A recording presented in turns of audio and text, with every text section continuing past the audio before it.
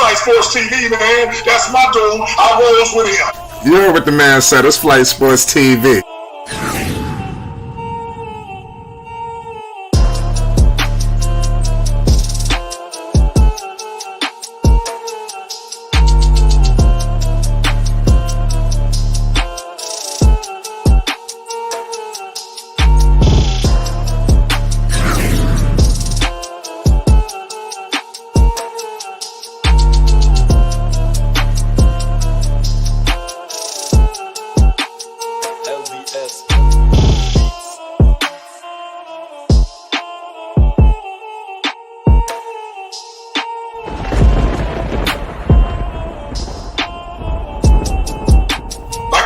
Flight Sports TV, that's where it's at. Flight Sports TV.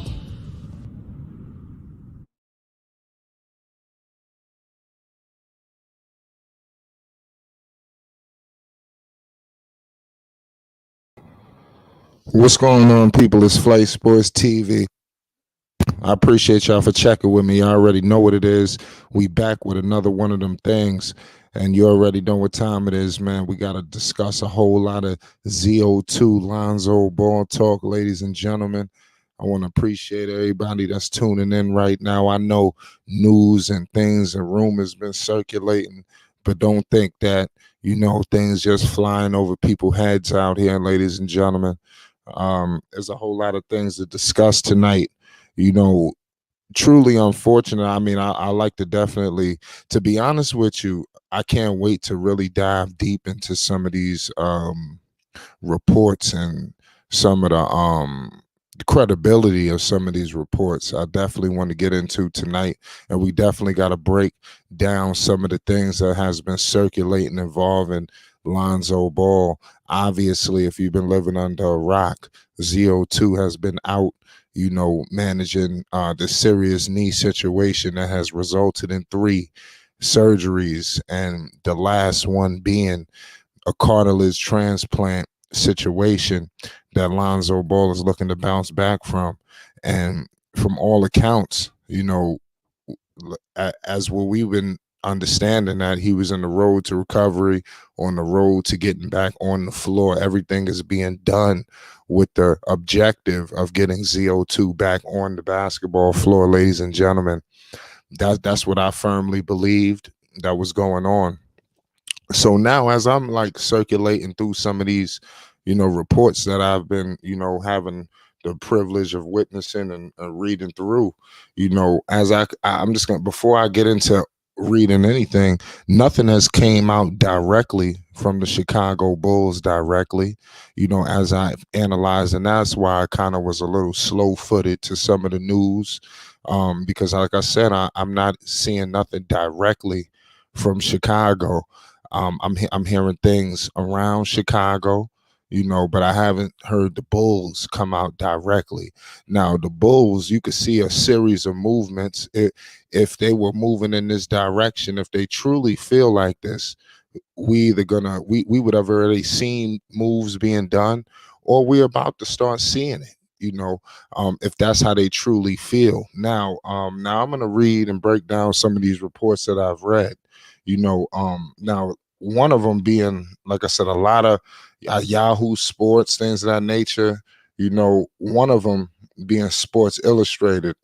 And like I said, if I read this, it says, the Bulls privately believe that Lonzo Ball's playing days are over due to lingering knee issues.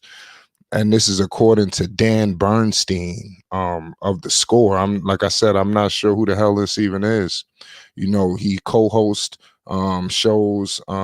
He has various different podcasts, things of that nature. Bernstein reported that the team fears the worst in regard to the former lottery draft picks ailing knee. These are words, quote for quote, from the report.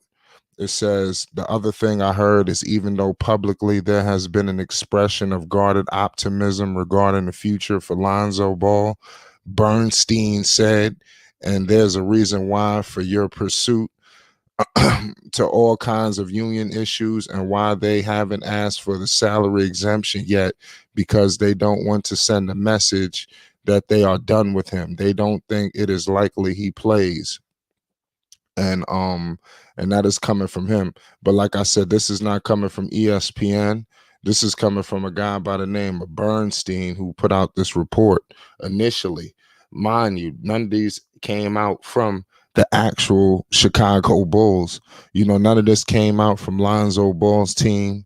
We haven't heard anything from Clutch Sports.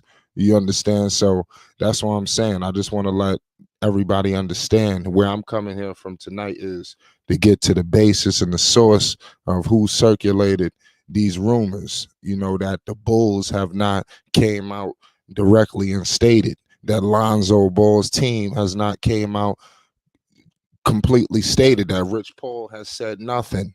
You understand? You don't think Rich Paul and these guys will break this news? You don't think the Bulls will come out publicly, and break this news? Hell, they just had, they just was eliminated. You don't think they would have said something in regards to that? I'm hearing that they re-signing back Vucevic. Of all accounts, it's looking like they're bringing this team back. That's on the floor that they're bringing. Now, this team works. This team was constructed with Lonzo Ball at the helm. I personally believe that there's no way in God's green earth that this presently constructed Bulls team works without Lonzo. They can't insert another point guard in here, that's just going to fix all of this. There's no way in hell. There's nobody that can account for Lonzo Ball. There's nobody who can make this team work like Lonzo Ball. Now, I know a lot of people has been waiting for me to get out to this subject. Like I said, believe it or not, man, I've had a series of DMs, I've been bombarded, with this information, that I already was on.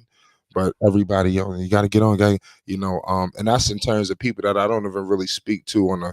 I've seen a lot of people that I don't even know just sending me stuff in regards to this or their concern. You understand, and that they truly want to speak on this, and get some insight and some information. We are joined by, a lovely sister by the name of Malaya. What's the deal? It's Flight Sports TV. I know you wanted Hi, to speak Flight. on the subject. Hi, Flight. Can you hear me? Yes, ma'am. How you doing? I'm doing good. How you doing? I'm good. I can't call it. I'm sitting here politicking on this news about ZO2.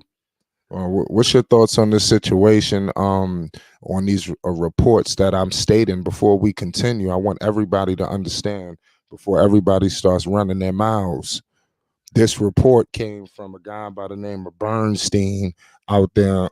This did not come from the Chicago Bulls organization. This report did not come from Clutch Sports. This report, did not come from Lonzo Ball's inner circle, his team, and his family. So now we could discuss. I just want to point that out. So Malaya, what's your thoughts on this situation? We'd like to hear your opinion and your thoughts. I wanted to explain to you. I live an hour away from Chicago, and the I think you said the it's from a station called, what was the station called? 60 The Score. Yes. That's a radio station. I think it covers in like the Illinois Chicago area. It covers Bulls and Chicago sports. So I would say it's probably a decent source close to the Bulls because I think I follow the guy on Twitter. He's close to the team, and there's a lot of beat writers. I think he's like a beat writer type guy, or just a writer for Bulls. So he might really have some insight on it. I also want to say I do feel bad for Lonzo if this is true. I already know that the situation, even before the third surgery, is was very tough. And I want to say, like, the surgery that he had, I think it was like a cartilage, right, Flight? Yes. It was And a cartilage transplant. That was the last one. and what I heard when they announced that surgery happened, no one has came back from that surgery. I forgot the other people's names that had the surgery in the NBA, but no one has came back. Lonzo is trying to be the first one to come back from that surgery. So, like I would say for just understanding it, like they probably think just like the other players that had the surgery, that it's probably going to be a very tough chance that Lonzo does come back from this injury. I'm not a doctor, but I just want to say I think that source is close to the team.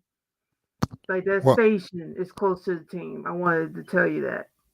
okay. Well, like I said, me personally, until I hear from the Chicago Bulls, till I hear from Lonzo Ball, until I hear from Clutch Sports, that I mean, to me personally, I mean, are we gonna put those sources under a guy by the name of Bernstein who fucking runs a radio station named 670, whatever the hell? Are we really gonna take his word and over theirs? Well, Would you do that? I wouldn't take his word over Lonzo's team and management, but I would say that source is kind of close to the team. I'm Okay, not gonna okay. say that that's what's actually going on, but I'll say that sources because I think in my local area I hear it in the morning that station. Um, but I think the order for them to really go at it and say if he's coming back or not, I think they should allow to see what happens after this year. And but I'm with. it's I kind want. of I don't mean to shocking to cut your me. guy. You can read what because I've seen a lot of articles too. I've seen Sports Illustrated. I've seen That's the only article that I seen. Everybody else is. I don't even know who the hell these people are. We talking about hype beast. I mean, what the hell is this marker? You don't really, like I said, there's no source coming direct. And that's more what I'm coming from. But like I said, you saying that these guys, you're in the area and you believe that yeah this station is close to the team. I'm not gonna discredit what you're saying. But like I said, I just feel like I'm gonna wait until I hear from the main sources. The last time we've heard from the main sources is we heard of some optimism and things of that nature, like you just stated.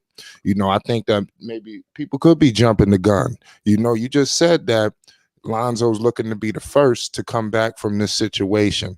So, do people feel internally, or these beat writers or Bulls fans, feel like, man, damn, what the hell's going on? It's time to do this, this, and this, and Lonzo Ball is in the process of recovery. These things, you don't go through 3 surgeries for nothing. I yeah just want, you don't go through a cartilage transplant surgery for just to do it. You understand? Just because it's just is nice to do.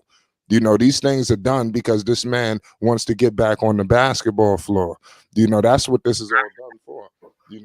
But this is a tough situation. Like you said, I mean, these reports, I don't want to I don't want to see this shit. I don't want to read can, these things. Go can ahead. Yes. I'm sorry to cut you off. So you say you heard from Dan Bernstein, right? Well, I didn't hear from him. I mean, I just read the article like y'all did. Well, That's the fool who put this out. he's I'm so trying to the get to the guy who put 60 this garbage out. so the 6070 The Score is it's a real radio station in the Illinois Chicago area. He's a senior economist.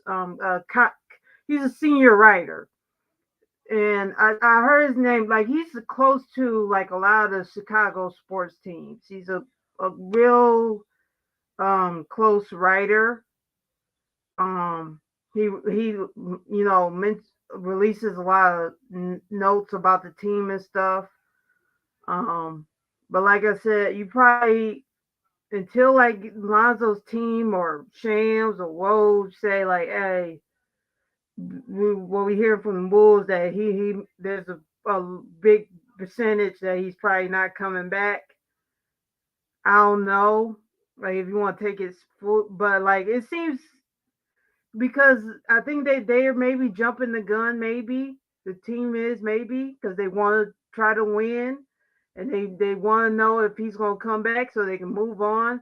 I remember hearing a couple weeks ago that they were half of the franchise from this one source that takes snippets from Daniel Greenberg, but he likes to report it. Called I think his name is Daniel Greenberg, and he said like the Bulls, half of the Bulls organization wanted to wait to see if Lonzo would come back, and the other one want like move on. So I think they may be a little bit jumping the gun because no one has came back from this. And when he had the surgery, it's kind of like a fear that he's probably not coming back because no one has came back from the surgery. I'm not saying like it's impossible to fully come back. Can you hear me, Flight? Yeah, I can. I'm just letting you And speak. I just think maybe they a little bit jumping the gun. Maybe they just feel that that's I don't know how his rehab have you like dipped in to find out like how his rehab process coming along? I mean, not from the reports that we've all got out. Like I said, as of right now, he's recovering from the third, situation with the cartilage transplant. So that's all we've heard so far. So we are patiently awaiting some more credible news. That's why you don't hear a lot of things just flying all over the place. We're trying to get to the nitty gritty. That's why I wanted to pinpoint the guy who put this report out. That's really what some of the main basis of it. I'm not here to say that this was that. I mean, like I said, I don't believe it. I'm gonna wait until this comes out from the main sources, from the Chicago Bulls and things of that nature, and it comes from people surrounding that area. But I mean, it's a tough situation. Like I stated before, I didn't want to hear this. I didn't want to read this, and it's like I said, who knows what's gonna happen with the recovery process, when he could actually take the floor again, things of that nature. We still don't even know that. And I don't even think it's been a timetable established just yet, for Lonzo Ball. Well, if it is, it hasn't been reported, Yeah. So that's really what it is. Go And ahead. this writer, he's in Chicago, so he's close to the team. He's close to the team. He's in Chicago. He's not like in New York or LA or Texas. He's in Chicago. But like I said, I'll probably say wait till to fully see what's really going to happen with Lonzo. I'll probably say wait till you hear from his team or Woj or Shams. But it seems it seems saddening and it seems worrying. But if anybody else want to come up and talk about it, it's cool to talk about. I want to ask you about the Chicago Bulls. For instance, because you was talking about them moving on and things of that nature. I don't believe that the Bulls, this team with Zach and DeRozan and Vooch, I don't think it works without Lonzo Ball. And I think the Bulls would be making a terrible mistake to bring guys back, if they really feel like that. It looks like they're trying to bring the band back together. I don't know if they're gonna resign. I think that this team does deserve a shot to run it back with everybody healthy, including Lonzo. If they know that Lonzo, this thing is gonna be good, doctors are feeling great about it. He's gonna at least be able to take the floor at some point. We got to remember, we thought he was gonna come back this season. It was so many reports, so many close calls. We thought he was coming back the season before, right ahead of the postseason. So I mean, we've seen him on the floor ramping things up. We've seen it. Now it's just, can he put it together one more time? For I believe for all the marbles. This third cartilage transplant surgery. I think this was done. Like I said, this was real. You don't do this for no reason. I heard from one source that Daniel Greenberg, he's another writer, and I think in the Chicago area. Yeah, he reported that Shams said that they have already started contract extensions with Nikola Vooch with Vooch. I heard about that. To me, when I'm seeing that report, and that means I think they're trying to bring the band back together and trying to I don't know how many tries you're gonna give it when it kind of does seem like when after Lonzo left, it kind of like the year when he had to get the first surgery with the meniscus for the Bulls, it seemed like they became a shell because they were first place when Lonzo was still there, Right. and it seemed like they became a shell of itself. And this season they were on and off, on and off, on and off, and like I don't know if they might be still waiting for Lonzo, they might not. I know I heard that Kobe White's they I think they're gonna try to probably push him to be the starting guard because there's a picture of him working with CP3 and learning stuff from him. I don't know, but like it's kind of worrying news with Lonzo. But like after him learning that no one has came back from this surgery, like to me it's not like shocking that something like this been reported, but like I will want to really if like Rose one day and Shams reported, then I'll be like, oh, this stuff might be true. If I'm just saying, if I was you, you know, Well, like I said, they would probably be a lot more credible than this guy who put it out, who's at some radio station that you're saying is close to the team or something like that you're stating. So I mean, yeah, people will probably take a Wojnarowski over this guy, and like I said, you got the Bulls, they quiet on things, nobody has said anything, and like I said, you have one guy who just put this out like that. And it's messed up, but I mean, it is what it is. Hopefully, Lonzo Ball could possibly come back. It was unfortunate because the Bulls were number one, and it looked like everything was coming together. And like I said, everything was moving, and now the Bulls is just in a debacle state. I don't think they could insert anybody. They tried to bring in the Beverleys. I'm hearing other people like Vincent. I'm hearing people like Westbrook. This is going to be a terrible mistake. Bringing in these kind of players, especially with this team that they have. If they feel like this, they need to blow everything up, because this team don't work without Lonzo Ball, not this Bulls team. They just going to end up continuing to fight for the ball and all these issues. But I believe deep down Alonzo will return to play. I don't think it's going to be on anybody's time. I don't think it's going to be on the Bulls' timing. Obviously, I believe they tried to press the issue and rush him back slightly, especially that first year, tried to get him back ramped up, for the postseason. But it is what it is. He tried to get ramped up this season. You seen a video that broke not like right before, if I'm not mistaken, it was either right after All-Star break. I don't know. It was somewhere around that timetable. But he basically pointed out a little hype video of him on the floor dunking, him working out and things of that nature. So I want to hope that this cartilage transplant surgery does something to help him out so he could actually play without the pain, without the discomfort.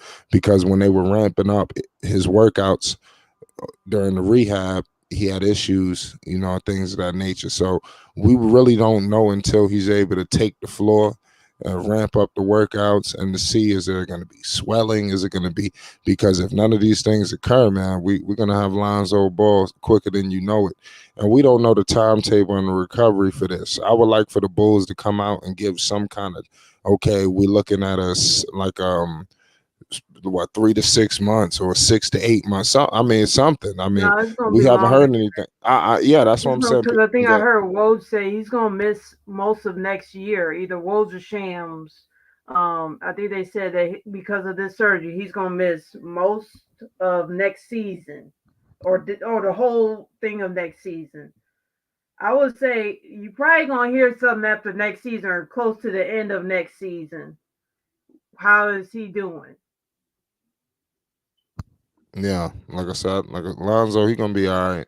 He was improving to his game, especially after getting a contract from the Bulls. Like I love the style of play that he was starting to, do for Chicago. It didn't start off the best. I mean, obviously, it was some, growing pains playing with these guys.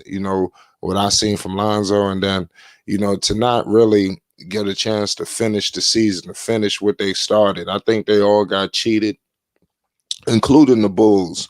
This is an unfortunate situation because this is not what they wasn't supposed to miss the postseason this year. These things wasn't supposed to happen like this. If they had Lonzo there, this team would have been able to live up to its full potential. They could have been in the conference finals. They could have things of that nature. They could have been matching up with Miami. So these are the things that Chicago has kind of squandered due to injuries, due to a lot of different issues. But Lonzo Ball is the head of the snake for Chicago, and you see it as clear as day. And it's unfortunate to keep, echoing this, but, they just been on a constant decline, and without him, I mean, they missed the postseason last year. Do they really want him to get to do what's worse? I mean, they want to go deep in the lottery, because the East is getting better. Teams are making moves, and Chicago, if they don't have a point guard who can make these guys, just make it all work. These are a bunch of ball dominant guys. How the hell were they number one? This team looks crazy when you see them play. How the hell were they number one? It was because of Lonzo, and then now that he's gone, they look ridiculous. They just, it's your turn, my turn. It just reminds me of just a losing style of basketball, and that's what has happened to the Bulls. A great franchise, just going out bad, and then they got the Donovan situation. There's so many things that the Bulls, are just, mismanaging in the absence of Lonzo. Even prior, Lonzo was at Summer League. I mean, Lonzo traveled with the team this season. Lonzo has been a part of the Chicago Bulls. I mean, this guy wasn't like Zion Williamson up in Portland or wherever the hell, somewhere. This guy was actually present with the Bulls, this season. You've seen it. They had a Paris trip. He traveled out there to Paris, even when he wasn't playing. So I think that, I think people need to understand that Lonzo is more a part of the Bulls than you think.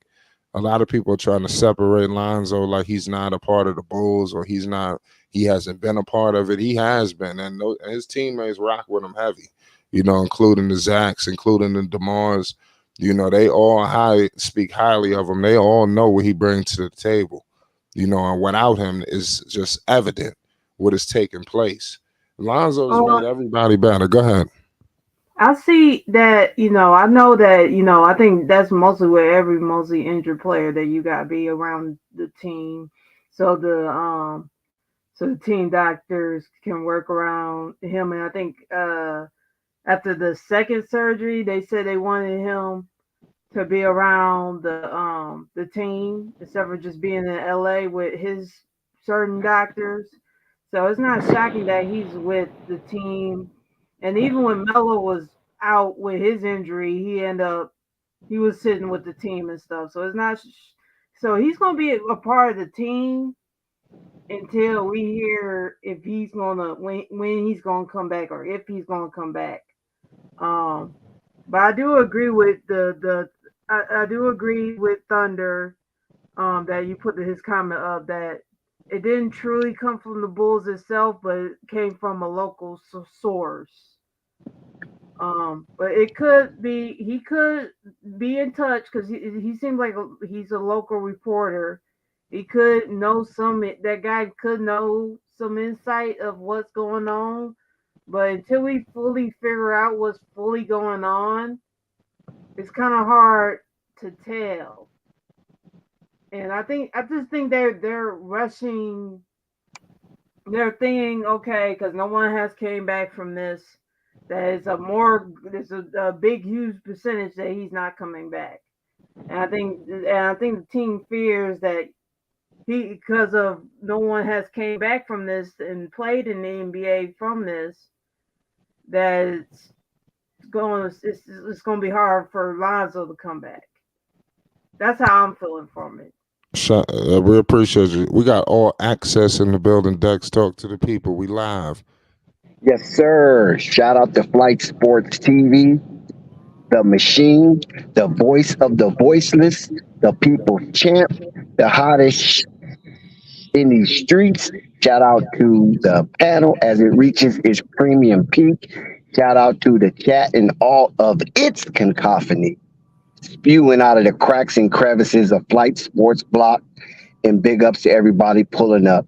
And if you're new, please hit that like button, that subscribe button, and most definitely the notification bell so you won't miss one iota of an exuberant experience.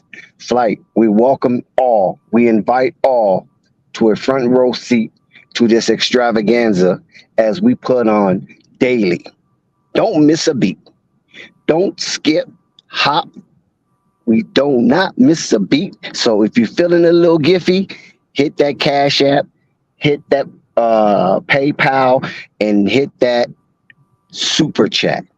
If you're feeling a little gifty, and we appreciate all of your givings, all of your blood, sweat, and tears as equity grows within the Flight Sports TV family for your generosity. It will not be filled with ungratitude. It will be filled with thanks, appreciation, and as well as gratitude. Flight, we know Lonzo Ball is our guy. We have no problem with all of the kerfuffle that surrounds Lonzo. He is that type of controversial figure. There's a lot that like him. There's a lot that in the middle, and there's a lot that dislike him. So however you are with Lonzo, it depends on how you receive information. And listen, Flight, some of us are old enough. We know things could be embellished, things could be confabulated, and sometimes things could be made up, misdirected, misinformation, or things could be just straight sensationalized just to put the story out. Now, we all know that Lonzo is under very difficult circumstances. To be the first to anything is remarkable, but there's always a first. That's the thing. And this is the side that I'm on, Flight. Regardless of all of the alleged sources, those who are in or out of the inner circle, those who are in and out of the Bulls official organization. I mean, papers got to sell.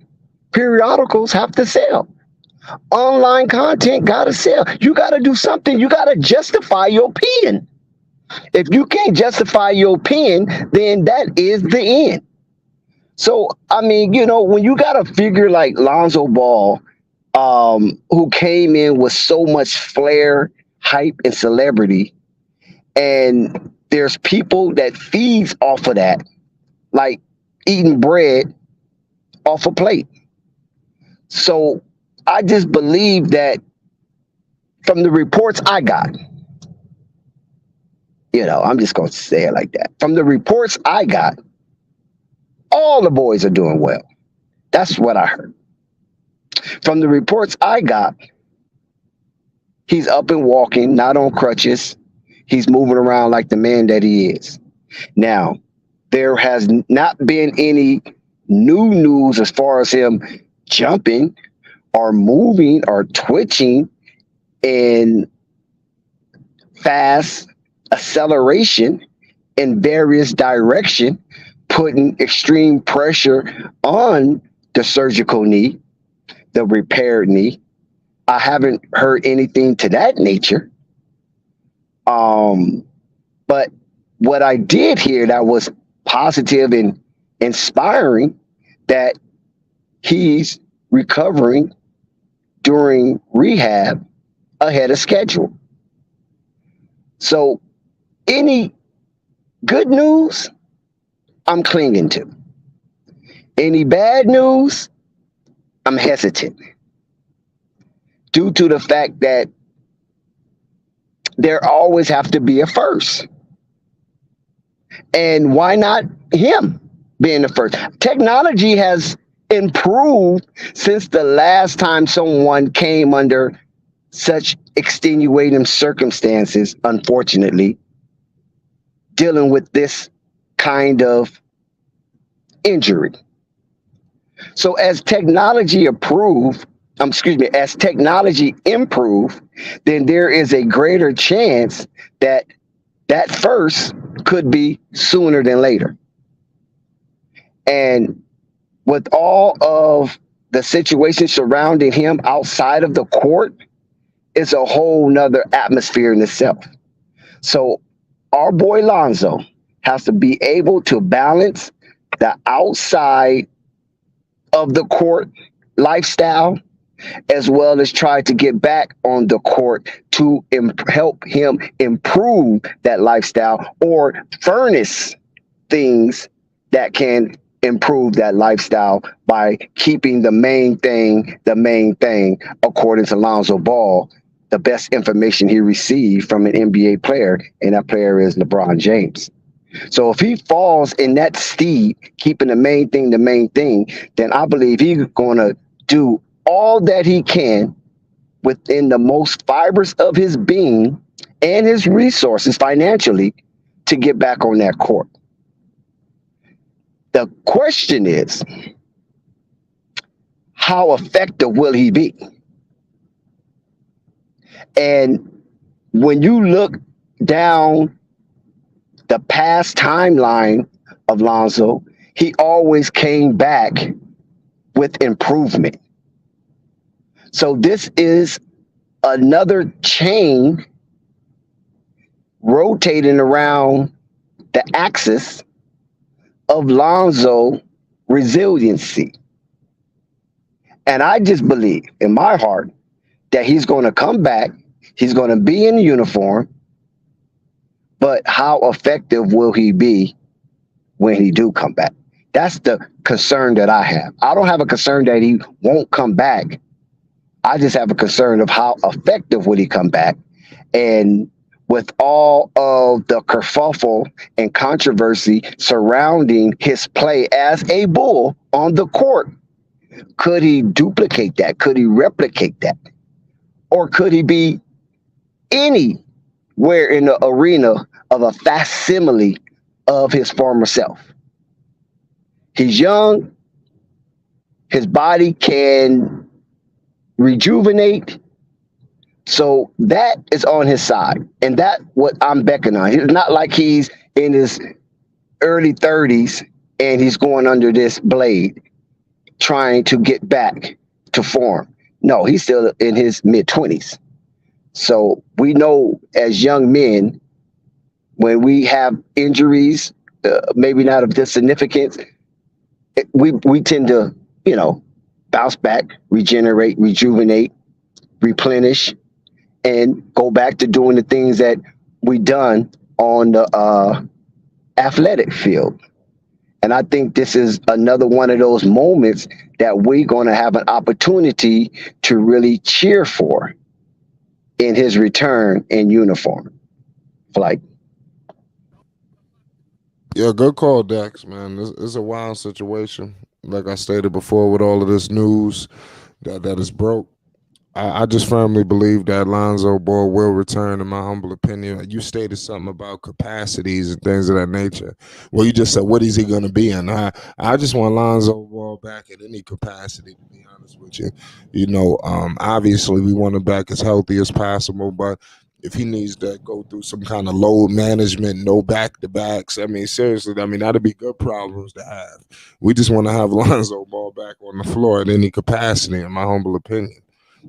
So let's see what happens with this situation. I do believe he will return, in my opinion. I think everything he's doing is with the ability to return. So, and I also believe this is why the front office of the Chicago Bulls have not made a mess of this situation.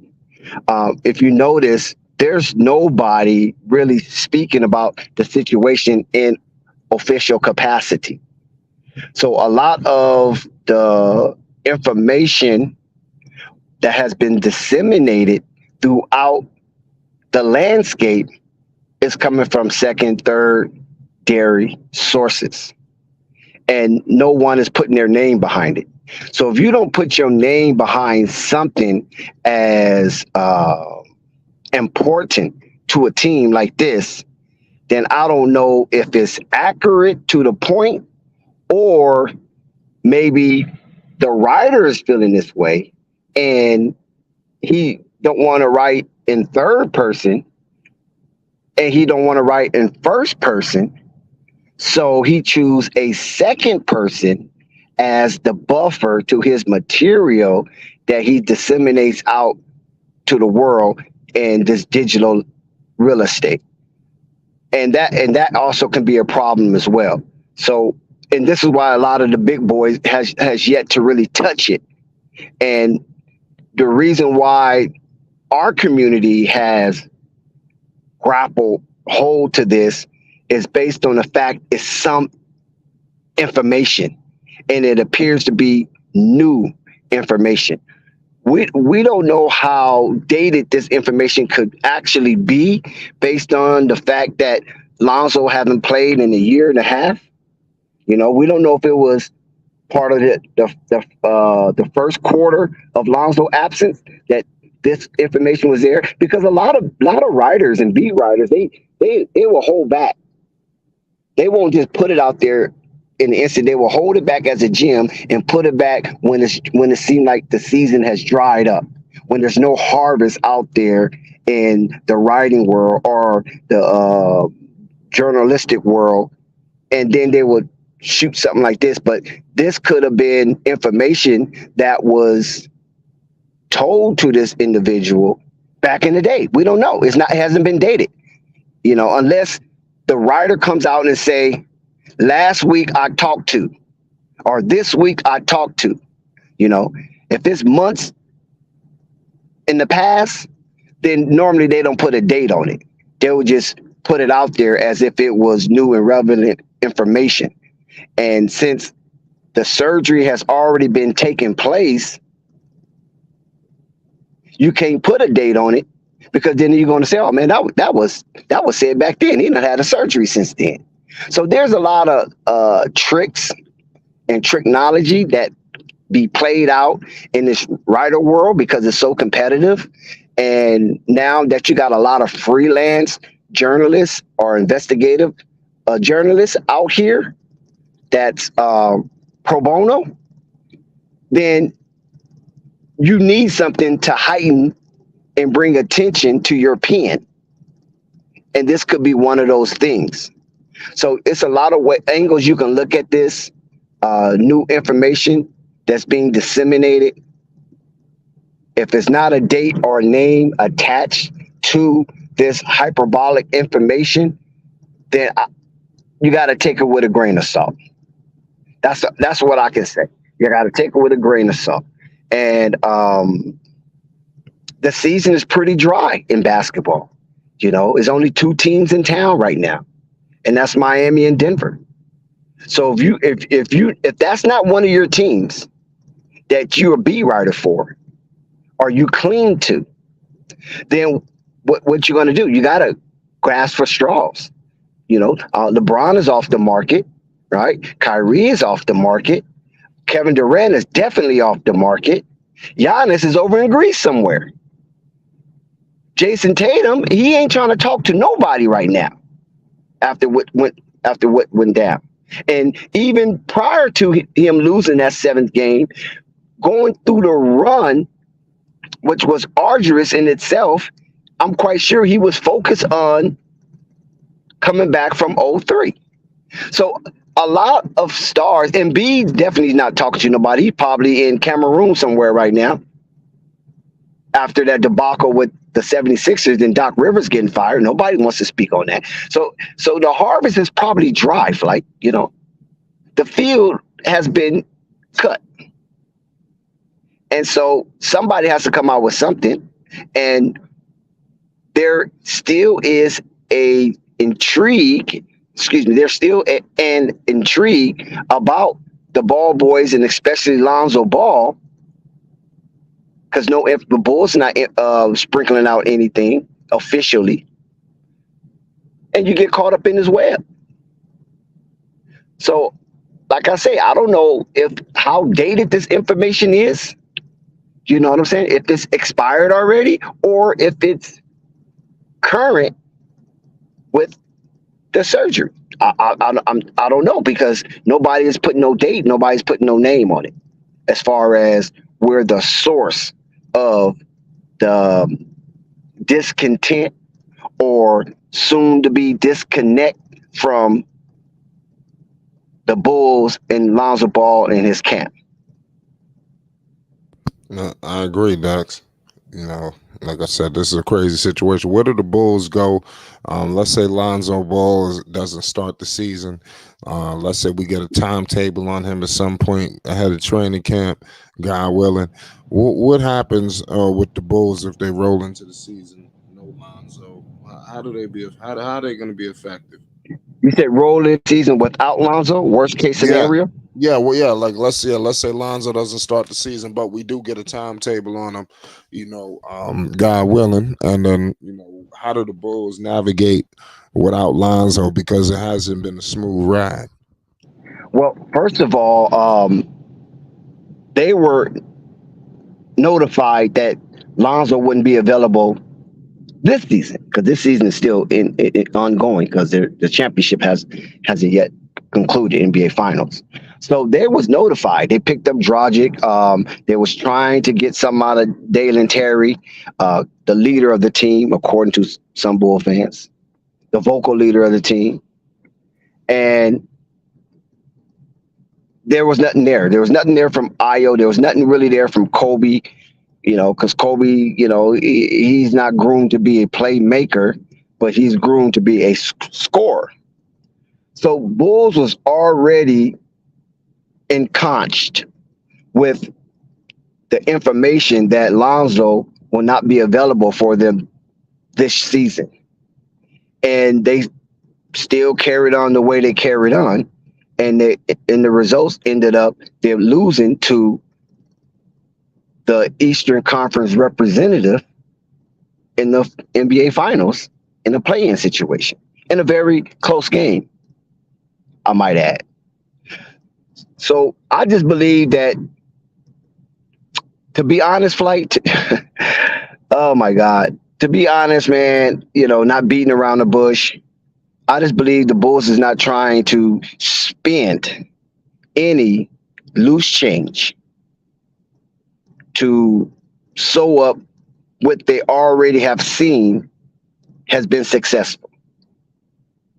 I'm believing for the Bulls now. I also have my personal opinion. I will share that as well. I believe for the Bulls front office, with all of the off-season to examine all Bulls performance, all Bull players perform, all 15, all 17 rather, Bull performance. And when you examine all of that, you still cannot formulate a successful auspice without Lonzo Ball. With examining all of that, your team has not improved since the absence of Lonzo Ball. So if I'm AK or Acme, the team, which was primed to be the NBA Executive of the Year award, while Lonzo was active in scarlet and red, seemed to quickly vanish once he got hurt. And that team has pride, just like any other team in the NBA that's a part of a front office. They have pride, They want to win that award. It's a merit award. It's an accolade. It's an achievement. So if this integral part of your team got you to the position that you damn near had the award won, if the season played out. Because how often, Flight, and I'm talking about, this is the Bulls thinking, but how often, Flight, that you come off of a disappointing offseason, and I'm talking about prior to Lonzo getting there. Zach, COVID, Zach injury, Vooch not able to bring home the bacon. And so Bulls went all out to get their guy they've been searching for the past season. And they got their guy. So they was elated. Then they got a couple of more guys. Then they got a few more guys. And all of it seemed to work miraculously. First, it's like going to the moon. If you believe the United States went to the moon with Collins, Aldridge, and Armstrong, they went to the moon with the first shot. It wasn't, according to mainstream media, with the first Urshka of propulsion in the Saturn V. They made it to the moon. No practice. I mean, no, you couldn't get no practice, right? So they ain't no practice. So they made it with the first Urshka. First shot Urshka, as we say. And that's what Acme did. So if you could imagine putting a team together of those various ilks and you reach your goal by half of the season. It didn't even take a full season for you to reach your goal. You reached it at a rapid pace, like almost instantaneous success. Do you know what that do to your adrenaline? Do you know what that do to your endorphins? I mean, oh my God, you on an all-time high. And so that injury to Lonzo and him not being available for the upcoming season, it was devastating for everybody. But it was more so devastating to those who put that team together and signed on the dotted line. This is what we're coalesced. This is what we aggregated. This is what we augmented. This is what we're going to integrate into Sea Red Nation. And you get instantaneous success. That do not happen. So it's a special spark. It's a special spark that is missing. That's why the Bulls are not as successful. And the only spark that is missing is Lonzo Ball. Everybody's still there. He's the only one that's missing. So this is why they're taking their time with this more than anything. More than anything in the last 8 years, they're taking their time with this. And they want to make sure they get it right. They already know the technology that exists out there, referring to this injury. And they are trying to attach, or well, they did attach the best technology known on the open market, not the black market, surgically speaking, that this will get him back the best way possible. Dex. So they don't want to crack an egg right now. Who said Dex? Me. My name is Malaya. Malaya. Oh, how you doing, Malaya? I'm doing good. How Shout you out doing? to Unstoppable. I want to say one more thing, just to add on to your point. I'm sorry to cut you off, but before I go down, because I have to go down because I have work in the morning. But I think with the surgery, I think it was kind of like the last thing they could do to try to help him stop from having pain, or the best thing they could do. Out of all the options, I think that's probably what they could do. The best thing was to get him to have the surgery to see if, hopefully to allow him to eventually have at least some comfort and not have pain anymore with the surgery. I just wanted to say that, but I want to say, Flight, thank you for allowing me up, and I'm gonna head down to the listeners. But I hope Lonzo has speedy recovery. I wish for the best for him, and But I'm glad that what you said, Dex, that he's having the okay rehab process, a pretty decent rehab process. But yeah, just the news of everything is just kind of nervousing and kind of sad. That's what I wanted to say. But I'm allow you to get back to cooking. I'll be in the comment section. Okay, thank you, Malai. We appreciate you. Salute. Please subscribe to Flight Sports TV, hit the like button, and leave a comment. Yeah, so I feel that they already have the formula to success. This is how they feel. And when you and in business,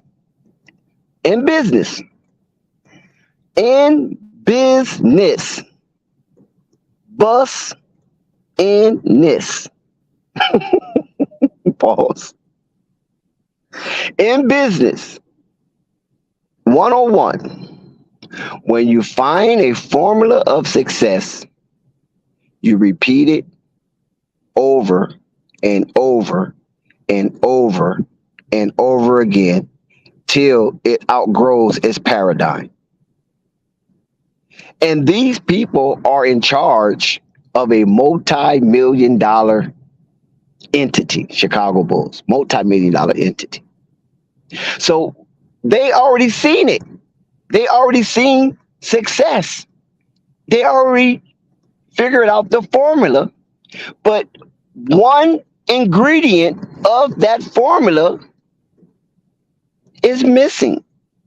And they just have to get it back into the mix of their concoction.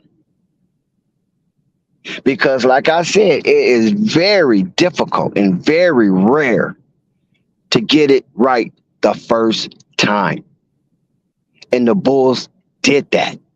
But it was succinct. It was temporary. And it had become withdrawn. And this is what they're dealing with, withdrawn symptoms. They was very high on that achievement. And now they're dealing with withdrawals. But like I said, in business, not no hanky-janky jive talk, not no sidewalk hustle, but in real business, when you find a formula of success, you repeat it over and over and over again, because it's a tried and tested model that had shown its weight in gold. Salute to Unstoppable. Shout out to Unstoppable, man. Yo, Bulls yo. fans is in the building. What's up with y'all? What's the deal? What, I know you've been listening. What's your thoughts on some of the information that we've been here deciphering? Well, like you said, I'm waiting to hear from a bull source, but I don't think they would tell the outsiders this. I think if anything, they would keep this in house if they fear that he may not return. So that's my take on it. I hope he do, get well, he come back, play ball. But as I said before, when that happens, I don't think it's gonna be this season. I think it's gonna be the following. I just want him back in any capacity. Keep going. Yeah, I think this is something that he shouldn't rush, because we talking about college. I mean, that's everybody know. You talking about college, you're instantly gonna go back to thinking about Brandon Roy. So if it takes him a year, it takes him a year. You can't be upset about that. So yeah, he should just take his time and do what he feel like is best. Like I said, so I mean, sitting out, just sit out.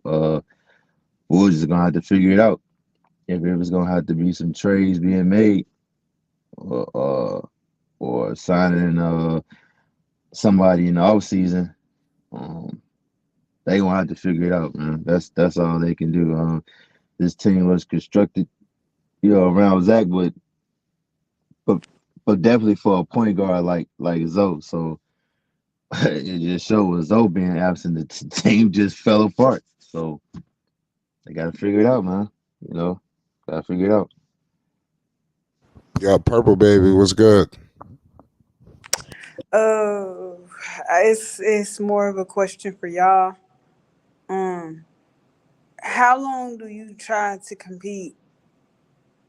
With Demar and Zach before you like, okay, this isn't working anymore, and it's time for us to move on. Like, how long do you continue to do that? So I think Unstoppable might be we might be the most Yeah. qualified. I think one of them might be gone. And then again, a little small part of me think they just gonna be like, let's just wait and try to run it back, which is kind of understandable because the team was doing good when Zoe was healthy. But again, we talking about college replacement, so you don't know how he gonna be, and if you're gonna run it back, you gotta get rid of some folks that bring some good pieces in because you can't hide the same squad that was last. So this squad shouldn't have been a play-in team. So um, I would say Demar would be the first to go, but I wouldn't be shocked if they traded Zach. And the reason why I say that is maybe to move up in the draft or whatnot. I wouldn't be shocked to entertain it to do that because you just don't know. Only Zoe know, and only them know. Only the people know that's talking to Zoe. So yeah, that's what I think that's gonna go on. And to answer a rap question, I don't know, bro. I don't know about the rehab. If I can, I don't know if the right thing to say is do I trust him? It's how Zoe feel, you know. If he feel like he good, he good. He feel like he not. I don't think that has to do with a rehab. And to answer Scott's question right quick, what I mean by don't rush it, meaning he had his surgery to replace the cartilage.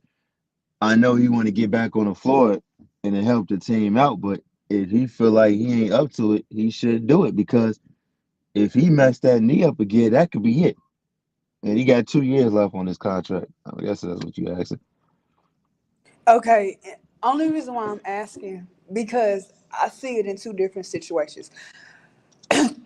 I think because I don't know how true it is what Malaya said about Booch getting another contract. I don't understand that from the Bulls' perspective. I understand that he is valued per the position he plays, and you don't have too many guys in the league like him with his ability to shoot from 3-point land and stuff like that. But it's just like if you're hoping, for instance, like the Knicks, the Cavs, even Miami to a certain extent. I just feel like if you feel like you cannot be above those teams and stuff like that, I don't see a point in I like how you included the Knicks in there. whatever. I'm sorry. I don't feel that y'all should like. I don't see I that think it you makes shouldn't keep him. You shouldn't keep because him. my thing is DeMar is what 33, 34, I think he 30, yeah, 34, 35. He one of them. He up and there. yeah, see, fine, okay, DeMar goes. Like I said, I don't care about them holding on to Vucevic. I think it's a good idea to an extent, but it's what do you? Because I know you wanted to keep Patrick Williams on this team. What does what do you do with Patrick Williams? What about Kobe White? Dalen Terry? Like, what about like? What are you gonna do? What do you think your team should do? Is what I'm asking you when it comes to that situation. Because it seems like y'all still want to compete to be, second round championship and all Right, that. right. What do you think is best, even when DeMar goes, like you said? I think they need to develop the players. I think, okay, like look at Denver. We Mm-hmm. all know who the reason for Denver being where they at. Of course, it's the coach, but who put that team together? It was AK. AK did that by by drafting players and developing them. I think that's what they need to do. And if they can get maybe a big free agent, then that'd be the caveat on that. But I think they need to focus on developing their young players. I think they just need to cut their ties with Vucevic, see if you can sign and trade him, and get him get some pieces for him. A piece that I think a center I would love to see them try to get is Bo. Um, I think be honest with you, I think he gonna have a good season this season coming up.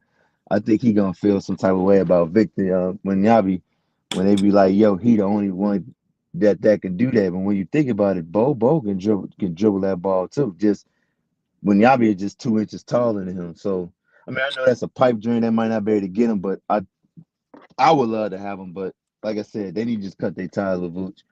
Just trade him for some pieces they looking at, might want to inquire from whatever team he want to go to. I think he gonna go to Dallas. To be honest with you, I don't even think it's gonna be no contract talks, and just develop these young cats. Okay, that's respectable. It's just interesting because I just feel like sometimes teams, for memory's sake, and the fans be like, "No, they can't go. Like this player can't. Look what they did," which is what the Hornets fans is doing with Caleb right now, and it's Was just doing with who? Caleb. Okay. Well, we have to understand, if you like sports, you have to understand sometimes guys, the flourishing that the guys are doing, no matter what the team is, they probably wouldn't have did it with your team. And that's definitely the case with the Hornets. So it's just like with the Bulls, the Patrick Williams things. Of course, he was taken way too early in the draft, but it's very interesting. I feel like they might be losing patience with him, but that's their fault because they shouldn't have took him that early. And you tried to compete for a playoff spot, not a play-in spot, but a playoff spot because Lonzo, DeMar, Zach, and Booch, and you felt like you had a playoff team, but then you had these young players. I think unless you have a really good development team in the front office, it's very difficult to grow players, your young players, and still compete and be in conversations, with Hmm. playoffs and everything. So that's very interesting. I mean, just like you said, like I said, I get why they want to run it back because they seen okay, Zoe here, what the team was capable of, but shoot, I mean, he hurt right now. And I think they just need to cut their ties from two people. That's Vooch and DeMar. And then one can say, okay, other folks will be like, okay, what if Zoe don't come back? Because there's nobody that ever came back from a college injury and a surgery like this. Well, like I said, I would be surprised if they traded that and said, you know what, we're just gonna rebuild, which which I'm cool with because again, like I said, I know some fans don't want to hear that. I know some fans don't want to hear, but again, you gotta look at Denver and look who put that team together. Just gotta be patient. I know you don't want to because we were there before not competing in the playoffs, but we also didn't have AK and Mark Eversley over there. So yeah. Yeah, I think My bad. Hold on, let me put this on mute. Go ahead.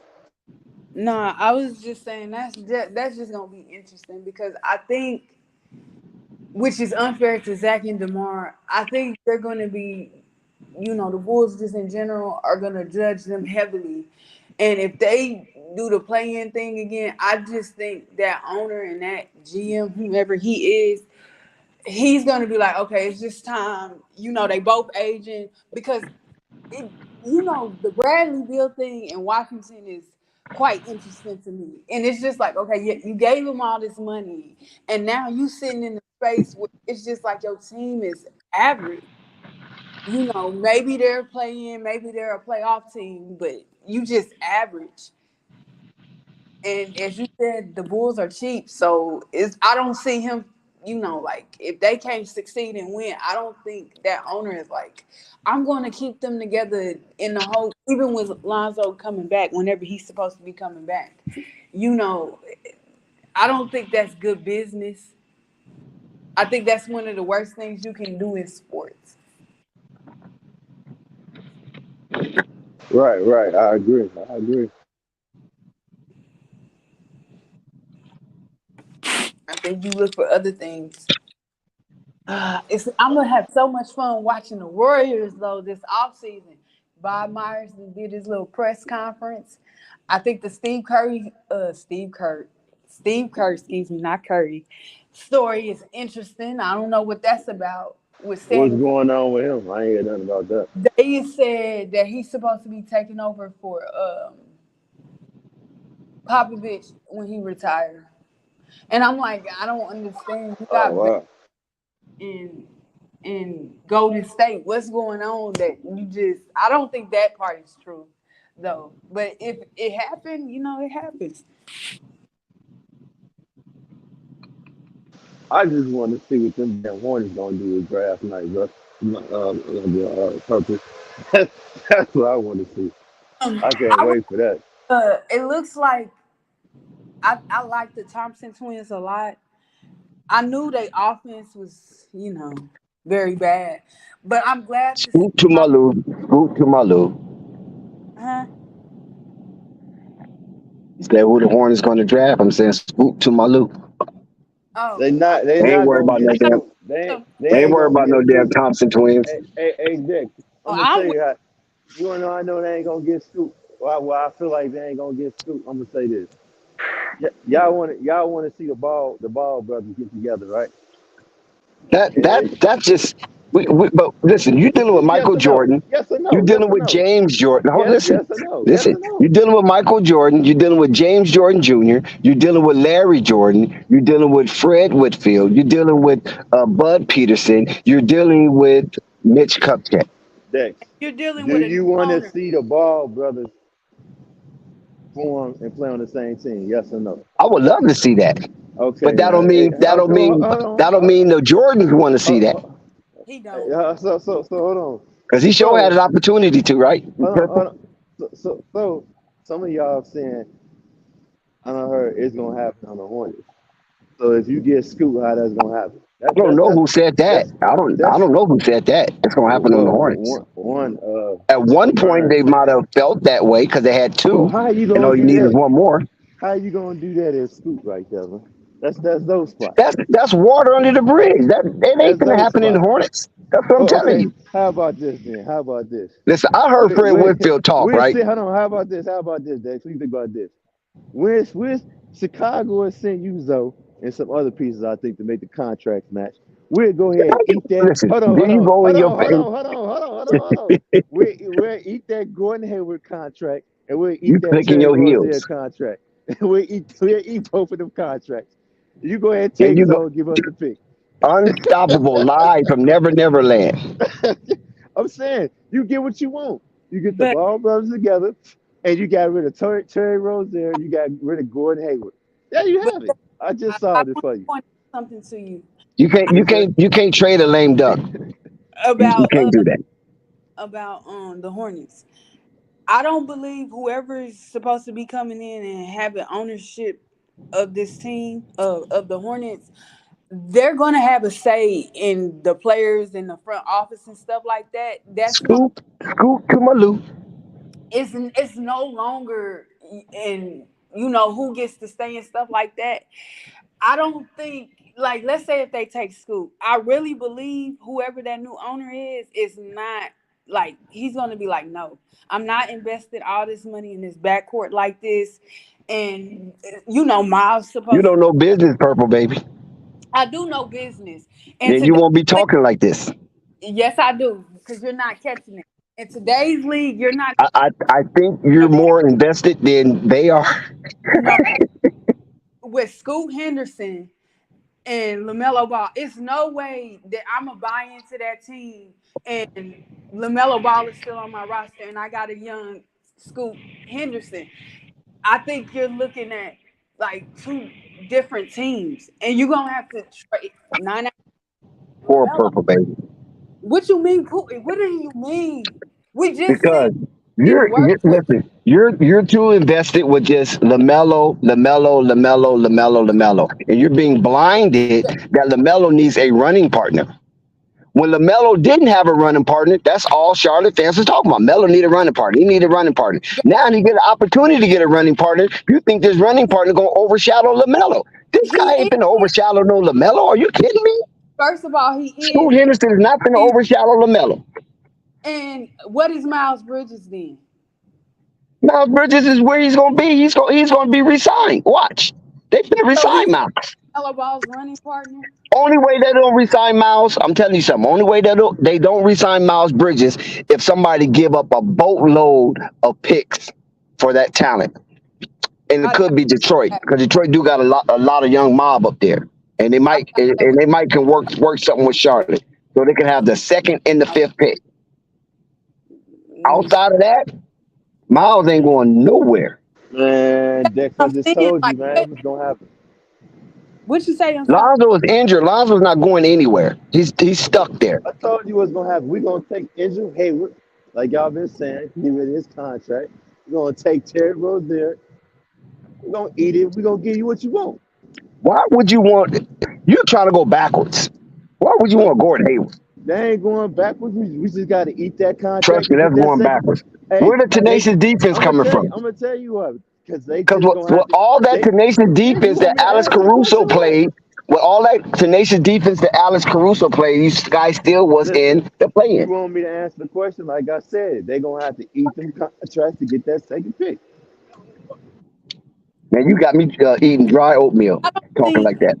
like Dex. I'm telling you that whoever the new buyer is for this team for the Hornets, it's no way that he's gonna take a roster or a team that has Scoot Henderson, LaMelo Ball, Miles Bridges, Mark Williams, James Bouknight, Gordon Hayward would be gone after this year. I think I already said PJ, possibly Kelly Oubre because Kelly wants to stay. Hell no, I'm not taking no team like that. Like, I'm not taking a team like that. And That's then you not taking a team like that. See, Dex, you How many tripping, times have man. the Charlotte Hornets been constructed perfectly, according to Purple Baby? never, because they Okay, ain't. then. So why you thinking a miracle's going to happen now because of Scoot Henderson in the draft? I'm not saying it just don't make sense money wise. A lot of money-wise. What do you mean money-wise? They ain't got to pay Scoot no money. Of course. But you got to understand, PJ got to get paid. Miles got to get paid, whether you come back and re-sign him for 1 year, 4 years, or 5. Then Charlotte is not looking to win no championship next year. Charlotte trying to sell tickets. Charlotte needs to be an explosive That's show. why you gonna get the 3. Give you what you want. but I'm trying to tell you that Listen, I heard the executives talk, to me, that's not what Mitch and and they're them. talking business. They're not talking no championship. They far removed from a championship. That's false. He was talking about making the play-in or playoffs. He wants to still make the play-in or playoffs. That's false. That's false. Purple Baby, I'm just telling you. And I'm telling These you, people trying to make money. Brandon Miller ain't bringing in no money than no Scoot Henderson. People want to see Scoot Henderson playing next to LaMelo Ball. Two young giants whether born at the NBA trying to terrorize that parquet floor. it's not gonna work. First of all, but second of all, There's nothing that Charlotte can do that's gonna make it work. Purple. That's what I'm trying to explain to you. So you might as well get the bread, get the show out of it.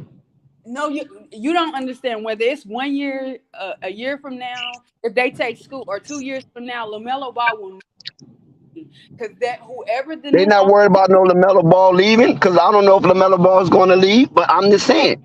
about him leaving. It's He about needs a running mate. Brandon Miller is not a running mate. I don't even know if Brandon Miller is a good influence because, he has his baggage. Scoot do not have no baggage, and Scoot is being hyped, and the NBA is ready for Scoot. Okay, Dex. I'm just telling you. I feel like with either Brandon Miller or Scoot, I don't think Charlotte keeps LaMelo long term anyway. I think he's already out the door.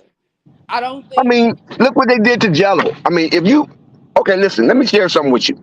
You already know the Martin twins, right? Yes. One drafted late, one wasn't drafted, one undrafted, right? They kept them together for 2 years, right? Mm-hmm.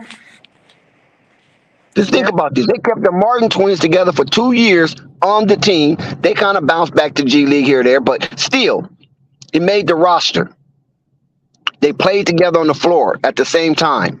You couldn't get Jello and Melo to play together in preseason on the floor. So we know how they feel about LaMelo. That's what I'm trying to tell you. I heard the executives talk. They feel that if they can be the old school type management, it's going to work on these youngsters. But that's not the case. We know that's not the case. This is why they're in the dilemma that they're in, as Mike happened to relinquish the majority stakes of the Charlotte Hornets. I'm just telling you, the money got to make sense. And I'm not taking the small market team over the cap. Nah. Like, that's bad business all the way around. But that's what I'm trying to explain to you. So if that's bad business, all of a sudden, because you want Miller, all of a sudden they're going to have a coming to Jesus moment, an epiphany. It's the right fit. It's not. What you say, Unstoppable? Unstoppable, don't listen to Unstoppable. Please don't listen to Unstoppable. Unstoppable got an agenda going. I've been saying again, Dex. You keep thinking I'm saying this because I want Scoop. I keep telling you, Bulls is cursed at the point guard position. Even if we do get him, I'm scared the man gonna get hurt. So why would I want him? Don't look at the track record. Huh? Nico in the chat.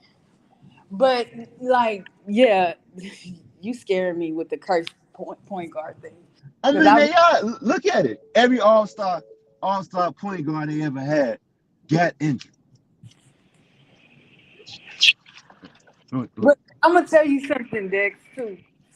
School will be a Hornet. Trust me. Okay. Nah, Brandon Miller will be. 2 years or a year. I'm just letting you know that.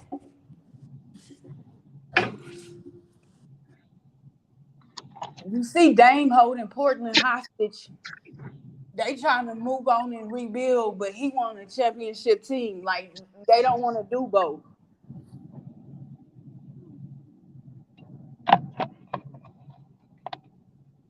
Like, it's just not, And it's going to be interesting. Hopefully, Embiid stay in Philly, but if he don't, it is what it is right there, too. But I don't see LaMelo being on this team in 2 years. I wouldn't be surprised if he wasn't on this team after a year. Because there's no way they're going to take Scoot and keep him there with Miles Bridges and P.J. Washington. Please. And then Kelly's still on that roster. That's bad.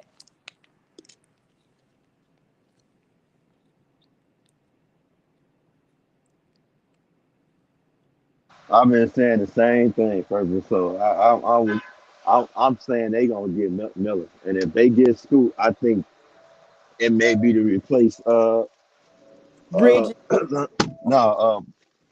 Lamelo Ball. Excuse me.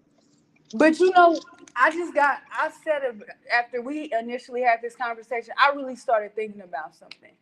And I was like, when it's not even a positional thing. When you think about like LeBron retiring and everybody talking about the face of the league and stuff like that, I don't care to have that conversation. But I was thinking about something, and I said, I understand LaMelo got injured this year. He had those ankle injuries, and that's bad enough, with that. But I was like, I'm concerned because I still believe in his talent, but I am honest and real and feeling like I felt like he felt behind by a lot. I feel like there's a lot more persuasion and stuff when it comes to Tyrese Halliburton and stuff like that, where people want to up him more and stuff like that. I don't like the conversations being had around LaMelo when it comes to people that do Hornets podcasts and saying that he's not a number one option, even if that's true. It's just like, I don't, per how the league is going with your two wing duos where guys are 6'6", 6'7", and you talking about bringing Scoot in, I can't see or think it's ever beneficial for LaMelo to slide over to the 3. I don't think he's a 3. I think he's in between a 2 and a 1. But it's just like, that's not winning you anything. And I don't see whoever that new person is coming in that's going to have a lot of say-so over this roster and who's coming in and who's coming back. Let's keep Scoot and LaMelo together with dumb. And purple, I'm glad you said that too, because if they get Miller, just think of that lineup you have. You have Ball, 6'7", Miller, what he about 6'10", uh, PJ, what do you got, 6'9", Yeah, Bridges. They have a tall ass starting five. correct. The King C said they be losing stars all the time.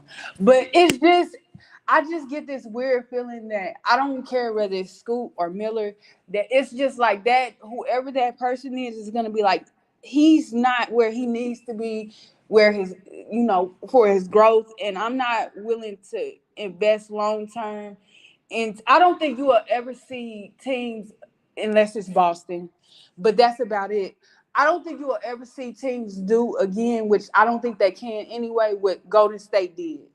I don't think you will ever see that again. So when it comes to that second max slot, I think a lot of GMs are going to be like, if you don't hit these benchmarks at these times and we don't see this from you, we're going to have to move on from you. And I just feel like, unfortunately, Charlie got LaMelo on the timeline, and it's just like, if he don't do these particular things and he don't make these particular advances. For instance, I think the Anthony Edwards and LaMelo Ball thing is a thing too. Even if you dismiss James Wiseman out the situation, it's just like, yes, he's not had a center / power forward better than Towns on his roster, and or who else is on that roster? Or well, he just got Rudy Gobert this past season, but I think it's just a lot of pressure there. Got Conley over there too. Yeah, like it's just the comparison is unfair and stuff like that. But he said he gave PJ 4 inches, but I just think it's just a feeling I got. Like, I don't think that man about to be on that team. I think they gonna trade him. I wouldn't be surprised if Mitch was still in charge. If Mitch was just like, yo, we might not trade him this, in this upcoming draft, but maybe next draft, or in the off season after that, when we give him his new deal.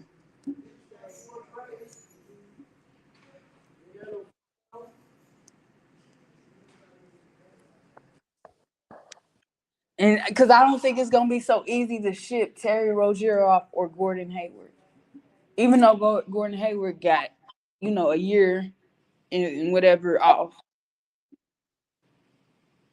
What Hey, was it? PJ and 6'7", what tall I say he was? hey, 6'9", I think. You said 6'9". what? I think you said 6'9". Oh, yeah, my bad. hey, let me ask you a question. Oh, hello. Yeah, what's up, Purple Baby? Hey, dude, what's going on with this? What's up with Lonzo? What's this all about with Lonzo? What's happening? No, this ain't Zen. This unstoppable. No, I was talking to Purple Baby. She was talking to me. Oh, I What's up, thought you said Unstoppable? Zen. My bad. It's loud as hell. My Oh, bad. What's up? he Unstoppable know more about it than I Hey, do. All Unstoppable, I put me heard. up on that. What's going on with that, Unstoppable? What's happening with Uh, Lonzo? I mean, nothing. All it is just rumors saying that's the Chicago Bulls uh uh fear that Zoe's career might be done, basically. But it hasn't came from anybody in house, so I wouldn't believe it until you hear it from in house, which I doubt. Even if they did feel that way, I don't think they'll let something like that leak. They'll No, keep that wouldn't do that. to themselves. You know, No, I I mean, hear you. all they can do is be patient with him. Right. They don't have no choice but to. He under contract. Oh, okay. You So know, it's just somebody just wrote a story saying the Bulls finna give up on him, huh? yeah, just something for them to have. Oh, Just okay. have something to talk about. You know how that is. Right. I thought it was something that was solid. All right, did. Well, all right, Nah, all nah, right, nah. all right, good. Yeah. Yeah. So you surprised about what Jimmy Butler did yet? What accomplished yesterday? Unstoppable. No, I had Jimmy Butler beating him, and I thought you did. I thought you had Jimmy Butler going. yeah. Not only that, people be like, "Hey, surprise!" Shit, you gotta remember, Jimmy Butler. Jimmy Butler. Remember that story? Jimmy Butler beat the starting five with the scrubs. So I really Right. wasn't surprised to see Jimmy Butler do that. That's when he was with the T Wolves when he beat him with the scrubs. So Yeah. I really wasn't shocked to see Jimmy Butler do that. Yeah. Shout out to AJ. Yeah, I hear you. Yeah, I Yeah. went. Yeah, I was watching Jimmy Butler when he was out here when we out here with Marquette. He was putting on the show then. He was a 6 man. He was just not coming up Oh out of yeah, South. Yeah, He like that. yeah. He was a beast, and he was playing with beasts too, because he was playing with. He was like I said, he was coming up off the bench, but he was playing with some beast stuff, with some killers. Yeah, he did. It's all right. Yeah, that's what I was calling in to see what was going on with Zoe. I seen that thumbnail. I said, "Dang, what's up with Zoe?" That's crazy. No, they ain't gonna let Zoe go, man. I don't see that happening. And then, if it work out that he can't play no more, then that's God's will. I pray that ain't the case, though. Yeah. All right. Yeah. So, all right. All right. So, y'all just not getting on, huh? Yeah. They just got on. It All was a right. topic. We was talking about Charlotte a little bit. We went back to that topic, saying Right. we don't think that they're gonna draft Scoop first.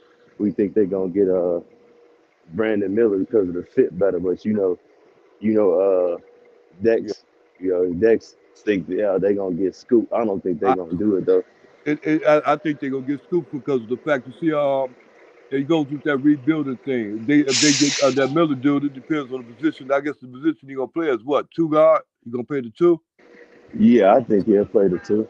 I Yeah. don't I don't think they'll get Scoop because you have said before that the Ball brothers playing together. And I just think if they want that to happen, they get Scoop, then shit, that's those spot right there. You know what I'm saying? Hey, look here, I'm gonna tell you something. Man, Charlotte gave up on they gave up on that idea. They ain't trying to run that idea right now, bro. They ain't gonna try to run. If they wanted to run that idea, they could have did that deal at that time. They're not gonna do that. They're gonna go with that young boy because that young boy gonna put butts in the fan, put butts in the stands. The other dude ain't gonna do that. So Scoop will, and then he'll be Who you around. don't think you said Brandon? You don't think Brandon to do that?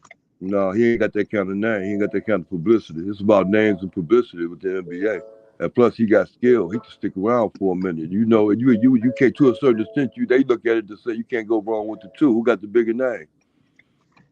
I Yeah. mean, yeah, Scoop probably had a bigger name, but I'm talking about like far as fit wise for a team to compete for championship. I don't know, man. I think Brandon, because that they will have a tall lineup, man, with Melo, Brandon Miller, PJ, Miles Bridges. That'd be a tall lineup, bro. But I mean, I can see Scoop too, but I don't think I wouldn't be surprised they got Miller though. I'm gonna just say that, man. They got Scoop. Some folks that say that Michael Jordan cheap, but he ain't gonna pay Lamelo. They get Scoop to be Lamelo placement if that happened. That's what I'm looking at. So we're gonna go by everybody else's logic. Right. Right. I hear you. Well, I don't know what to say because, like, in fact, you might be right because I ain't never seen that one dude. I ain't never seen nothing on that dude Miller. I seen that one Scoop, that dude Scoop playing in the what's name game that what's the name? The G League Ignite, guy. Yeah, ignite. that night, right. I seen him play that game, and he was nice then. So I ain't never seen nothing on the other dude. So Yeah, I couldn't even tell you back and forth. But I seen dude Br- go for yeah. Brandon Miller reminds me like a Brandon Ingram PG-13. That's my comparison for him. Oh, okay. Oh, he got that kind of body. Yeah, Oh, okay, bet. All right, what about 6'7", 6'6"? shit, he taller than that, man. About 6'8", 6'9", I believe. If I Oh remember yeah. something right. Yeah, Oh, okay. Oh, smart. They go somebody kind of height 'cause they got the two they got the same kind of height in the backcourt. yeah. I think Purple was saying she think it wouldn't fit because of his height, that she don't like it. Oh, Scoot, I got to cause see. Scoot like 6'2" or Yeah, whatnot. yeah, he a good 6'2", 6'3" at the best. Yeah, he's 6'2", but he got a 6'9" wingspan. Oh, okay. Yeah, he can get up too. But yeah, yeah, I bet.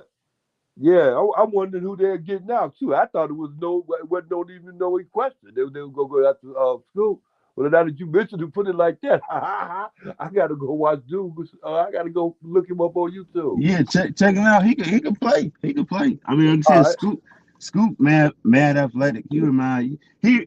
He gonna remind you like the John Morant's, Derrick Rose, Russell Westbrook, stuff like that. He got a Russell Westbrook body too, But I just think, far as I think if they plan on keeping LaMelo, I think they should get Scoop. But like I mean not Scoop, Brandon Miller.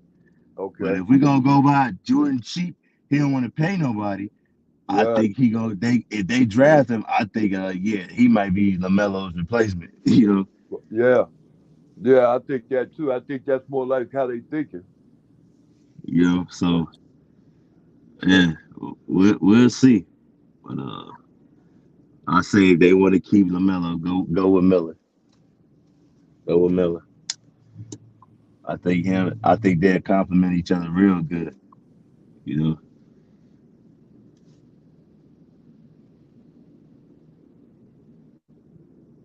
yeah, I hear you. So you see so you said Miami winning Jimmy, you going with Miami to win the championship, huh? I wouldn't mind Jimmy getting it, but I don't think he would. My reason for that is I be telling everybody if Jokic killed AD, just think what the hell he gonna do to Bam Adebayo. Uh, And Bam ain't nowhere near no AD, you know.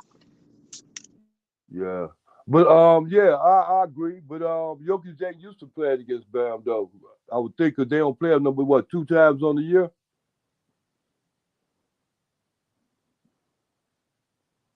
Yeah, but even though they don't play that often, it's just like, come on, man. You think Bam gonna be able to guard Jokic? The only thing Bam probably got on Jokic is probably speed. That's about it. But he's not gonna be able to guard no Jokic, man. I Not at hear you. all. All right. I never thought of that neither. It'd be wise to go back and look at Bam's Adebayo record against the Phoenix Suns. It'd be wise to do that. You mean against the Nuggets? Yeah, we're going down to Phoenix Suns against the Nuggets. Yeah, you right. Yeah, Stop. Yeah, you right. Right. Yeah, against the Nuggets. Yeah, yeah. I mean, yeah, like I say, I would love to see Jimmy do it. You know, hard working years. You know, came from the Chicago and all that. I love to see him get it. But I'm gonna be realistic, man. I think the Nuggets boys gonna be too much for them, man. yeah. You know, Well, they got to get some rest. They get them some rest. They come back. They tell them what they're going to do. I don't know if they'll miss me. I'll tell you. I'm gonna tell you something for real though. I didn't even watch another too many of the playoff games anyway, man. As soon as my team got up out of it, I was through.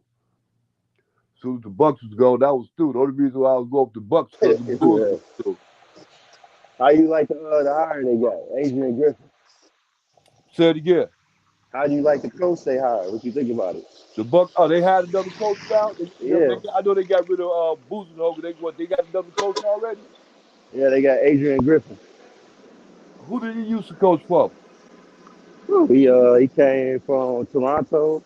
He coached in Toronto. He coached for the Thunder. He coached for the Magic. And he coached for well, not coach, assistant coach. All those assistant coach. He was assistant coach for Chicago. Excuse me. Oh, okay. Yeah, that's who I wanted Chicago to get. I think he's gonna be a good coach. But his development is, I think it's real nice. And Jimmy Butler gave credit to Adrian Griffin why he the player he is today. Because he said he spent endless nights, you know, getting them right. Okay. You can look that up when he won that 6-man year award. He mentioned that This a white dude or black dude? black dude, Oh, okay. Adrian Griffin. His son played in the NBA. I think his son played for the Pacers. I think it's for the Pacers. Either Pacers or Toronto was one of them. Oh, okay. Actually, no, he played for Atlanta. Yeah, Okay. I think it's Atlanta. Yeah, I recognize that name vaguely, but I can't place it. Okay. I think colleges, man. Oh, okay. I'm Yeah, glad. Okay, the Bucks got a new coach. Okay, I'm glad about that. yeah. All right, good. Yeah, I did. Buzenholzer was all right too. He a winning coach, but I didn't look at it as really too much being Buzenholzer that they couldn't get him past that thing. It was just the fact that they just came up late. You know, they came up hurt. You know what I'm saying? Yeah, injury. Okay, Injury would derail them from getting the championship. right? But You can't yeah, really put that on Bulldozer. The Bulldozer can win you some games just with right, the least of talent to a certain right. extent. Yeah, 'cause I look at him as being a real smart, intelligent coach. So I don't know maybe if that was a good hire or a good well maybe it was a good hire considering that they had to fire the man. I don't understand I why they mean, had. I think it was, man. Adrian Griffin he should have been a coach. I'm telling you, watch, y'all, they gonna see, man. Adrian Griffin, he gonna be one of them coaches that sneak up there that's gonna shock everybody like Udoka. You know, he should have, man. I feel like the little stuff that happened between that that went on between him and his wife. I think that slowed down the process of him becoming a coach quicker. But said he was innocent. His kids said he was innocent. So I'm just happy he finally got a coach's gig because, like I said, he should have been got it. Should have been got it. Because he was assistant coach for a lot of good teams, man, a lot of good teams. Oh, okay.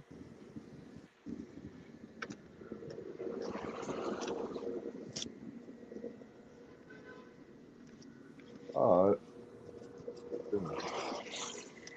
Rap, I think Scoop, he's young.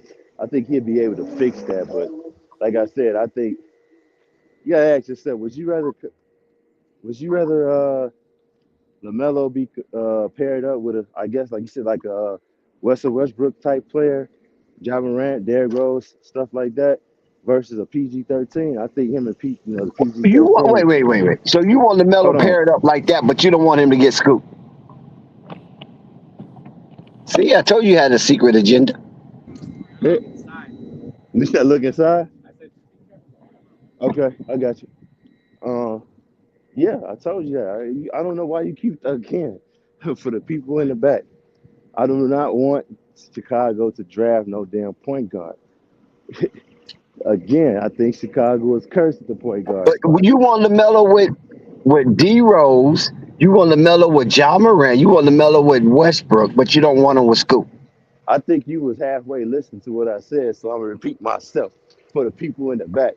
I said, hey, I was talking to Vern because this is his plan. Actually, I was talking to Rap and Vern. I said this basically is his player comparison. Do you want him with a player like Ja Morant, D Rose, Russell Westbrook, and then the type of his comparison he get, or would you want him with like a PG-13 type player, PG-13, Brandon Ingram? Oh, I think, okay. My yeah, bad. I yeah, apologize. yeah. I apologize, Gustavo. Because I came Okay. in at the butt end of the conversation. Right. I thought you was saying it would. I thought you was making a suggestion that it would No, be great for LaMelo to be in that type of situation. But see, no. listen. One thing you got to understand: LaMelo has leadership, right?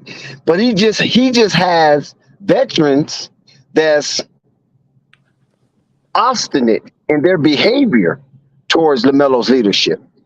And when you look at it, as me, as an older man, as much experience that I have in life, it would be difficult for me, not impossible because of my spirituality, but difficult for me to surrender everything that I know and relinquish it to someone who has yet lived my kind of life or lived as long as I lived.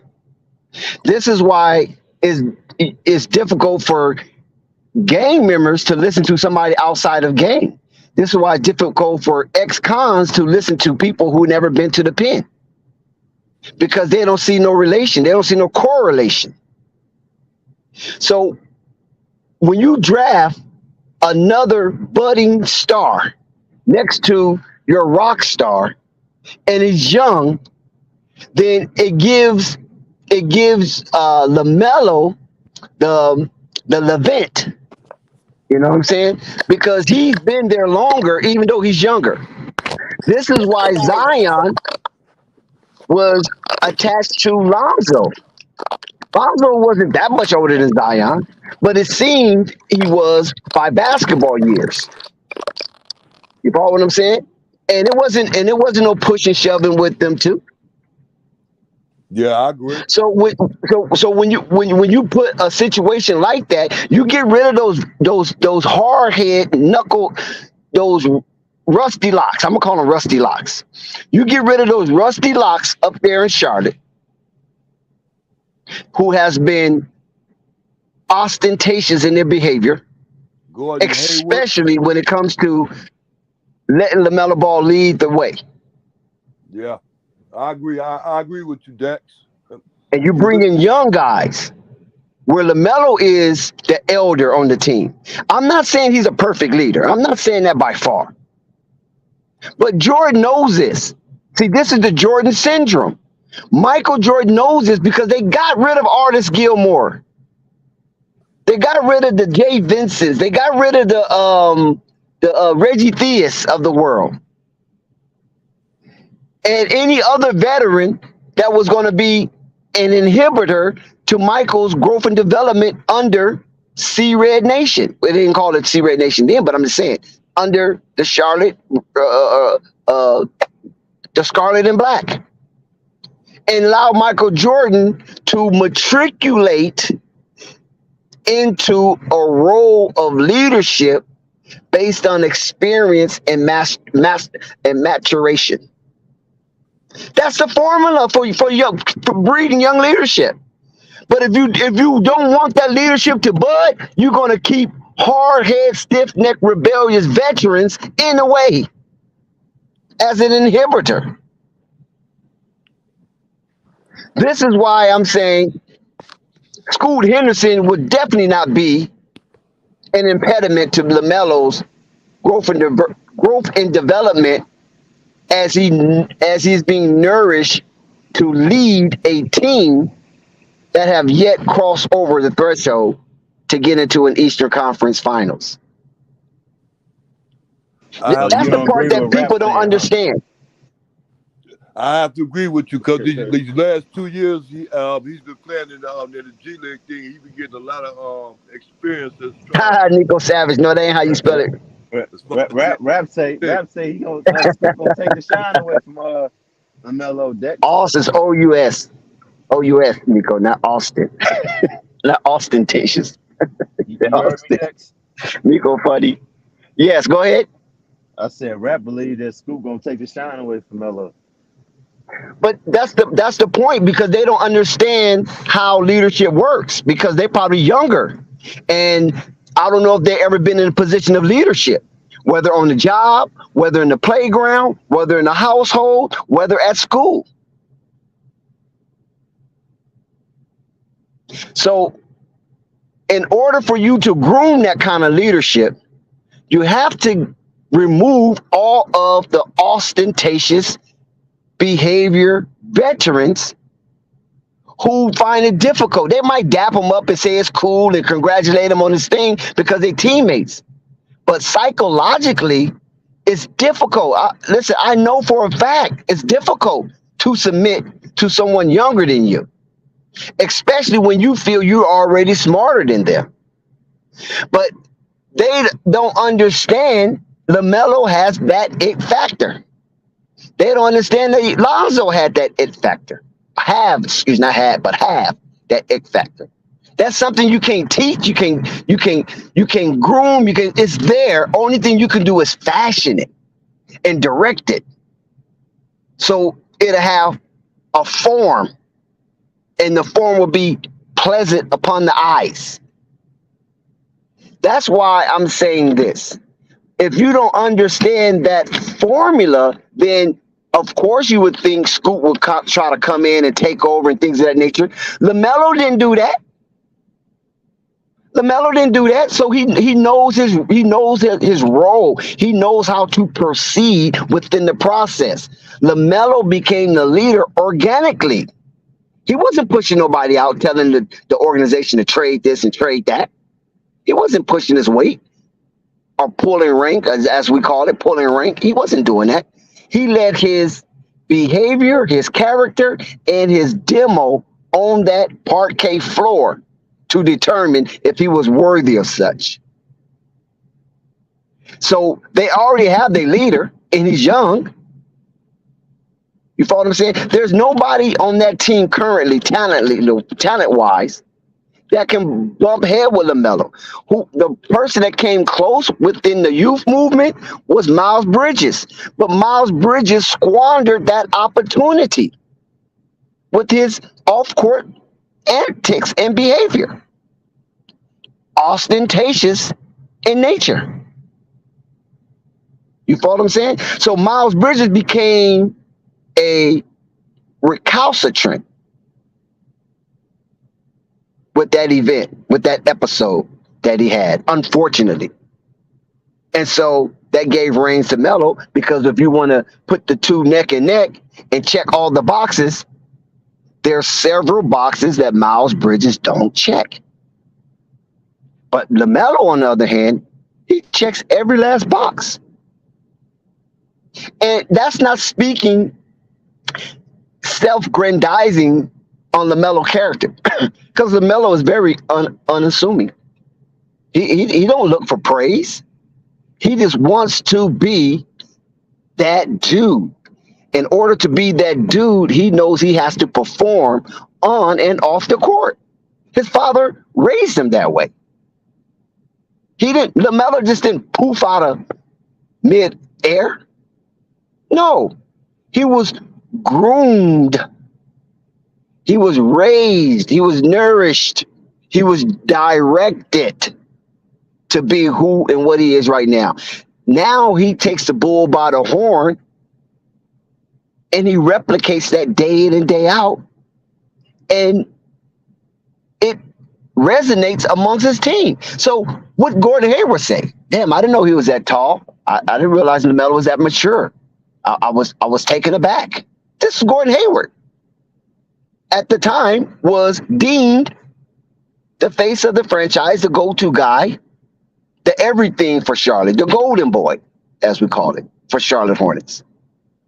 And he couldn't believe himself upon being in LaMelo's space, witnessing LaMelo operate within that 3 cubic feet of air.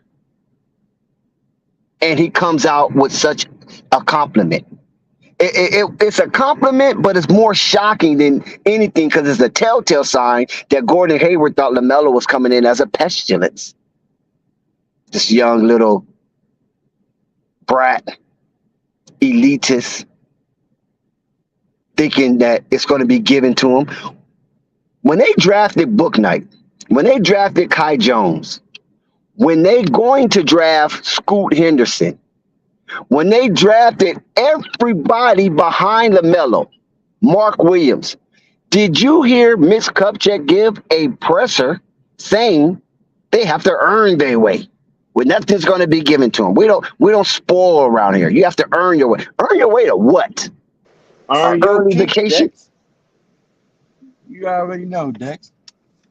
They're going to earn their way to an early vacation. After 82 games, bye, because we got nothing else for you after 82 games. Until LaMelo got there. Dex, remember I told you, Jordan said the same thing. He said he think that's what's wrong, which I can kind of see what's wrong with the talent nowadays. He was like, they spoiled, They spoiled. But what I'm trying to explain to you is that Mitch already came to his prejudice about young talent. Because what Mitch was doing was reading the headlines prior to the drafting of LaMelo. And even though he claimed he went out to Australia to see him, it wasn't enough, apparently, because you would make that idiotic kind of introductory speech at a presser on a young phenom coming into your bosom. You don't do that. Not in the open. Because he believed all of the kerfuffle that surrounded LaMelo, or surrounded the anti-LaMelo, chatter, fodder, banter, and didn't have an opportunity to meet the man himself and get a feel for the young man. He was already blinded by his prejudice, because you wouldn't say anything like that. And since then, has he said it? Hell no. He didn't say it with Book Knight. He didn't say it with Kai Jones. He didn't say it with Vernon Carey. He didn't say it with Mark Williams. No, he didn't say it with Bryce McGowan, for crying out loud. No presser. The only presser he gave and spoke names individually was LaMelo Ball, and guess who? LiAngelo Ball. I call him Jello. So you spoke his name in a presser based on the video of Devontae Graham leaking it like a sewer rat. And you have to explain why Jello was in Charlotte gear and inside the Charlotte work facility working out with Charlotte equipment. You have to explain that based on the video of Devontae Graham. But yet, you call him Jello, according to you, Mitty. But you wouldn't get Jello on the court with LaMelo at the same time in a preseason game. A game that don't even reflect on your record.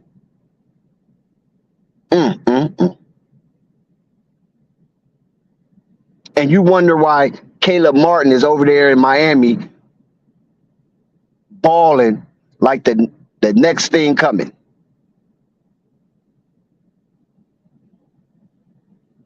That's my point. No, you trade him like you want to trade P. Will.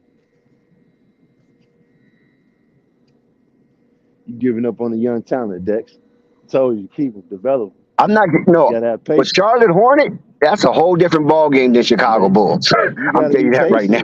I'm just saying, but Chicago Bulls don't do that. You always try to insert Charlotte and try to find some type of equation with the Chicago Bulls when Chicago Bulls are a legacy brand of champions. But they ain't Charlotte is not like that. You can't compare them to them. What I'm just saying is this: you just gotta be patient with your drafted talent. I get what you're saying too. Nico Savage said, Nico, you don't like light skinned Caleb Martin. I mean, even with Charlotte though, Dex, it's just some of y'all not being patient. You gotta be patient. You don't have no choice but to. It's not a lot of people lining up to come to Charlotte. You know what I'm saying? So they gonna have to. I'm not speaking about Charlotte doing anything with their players. What I'm speaking about is how they run their daily operation from my observation from the outside. I don't have no inside observation. I only have outside observation. The only close-knit observation that I had is when I seen them play in person and watch the coaching staff talk to nobody but LaMelo, Book Knight, Ish Smith, Cody Martin, and every now and then Kai Jones. All them other dudes, Miles Bridges, PJ Washington, Gordon Hayward, Cody Zeller. Oh no, Cody, not Cody is gone. What's the other guy that just left? Went to the Clippers. Oh, you talking about Plumlee? Plumlee. They ain't talked to none of the coaches, man. So that told me right there, there's a disconnect. There's a disassociation. You talk to them younger guys. Talk to them. Don't talk to us. We already know what we're doing. So I said, isn't that something? And this is why I could say with authority that those veterans there, including Terry, Scary Terry, are ostentatious in their behavior. And that way of display is directly correlated as an inhibitor to LaMelo's growth and development. I mean, LaMelo, as bright and as brilliant as he is, I'm talking about in the guru type sense, he shields that white noise. He shields it. I watch him. I just said to watch him. He don't pay attention to none of that goofiness that goes on. When his name is called, he's going to deliver. That's how he look at it. All the other stuff, he don't care. He'll put the towel over his head, start shaking his knees, stretching out his legs, feeling with his elbow, scratching his thighs. You know, the boy constantly moving, and don't pay attention to all that other stuff. And this was a highly contested game that I saw him in. It wasn't no blowout. They kind of lost themselves during the late portion of the 2-minute mark in the fourth quarter, and the game got out of hand then. But from that point, the game was competitive all the way through. It was very exciting. And he was going against Paul George and Kawhi Leonard.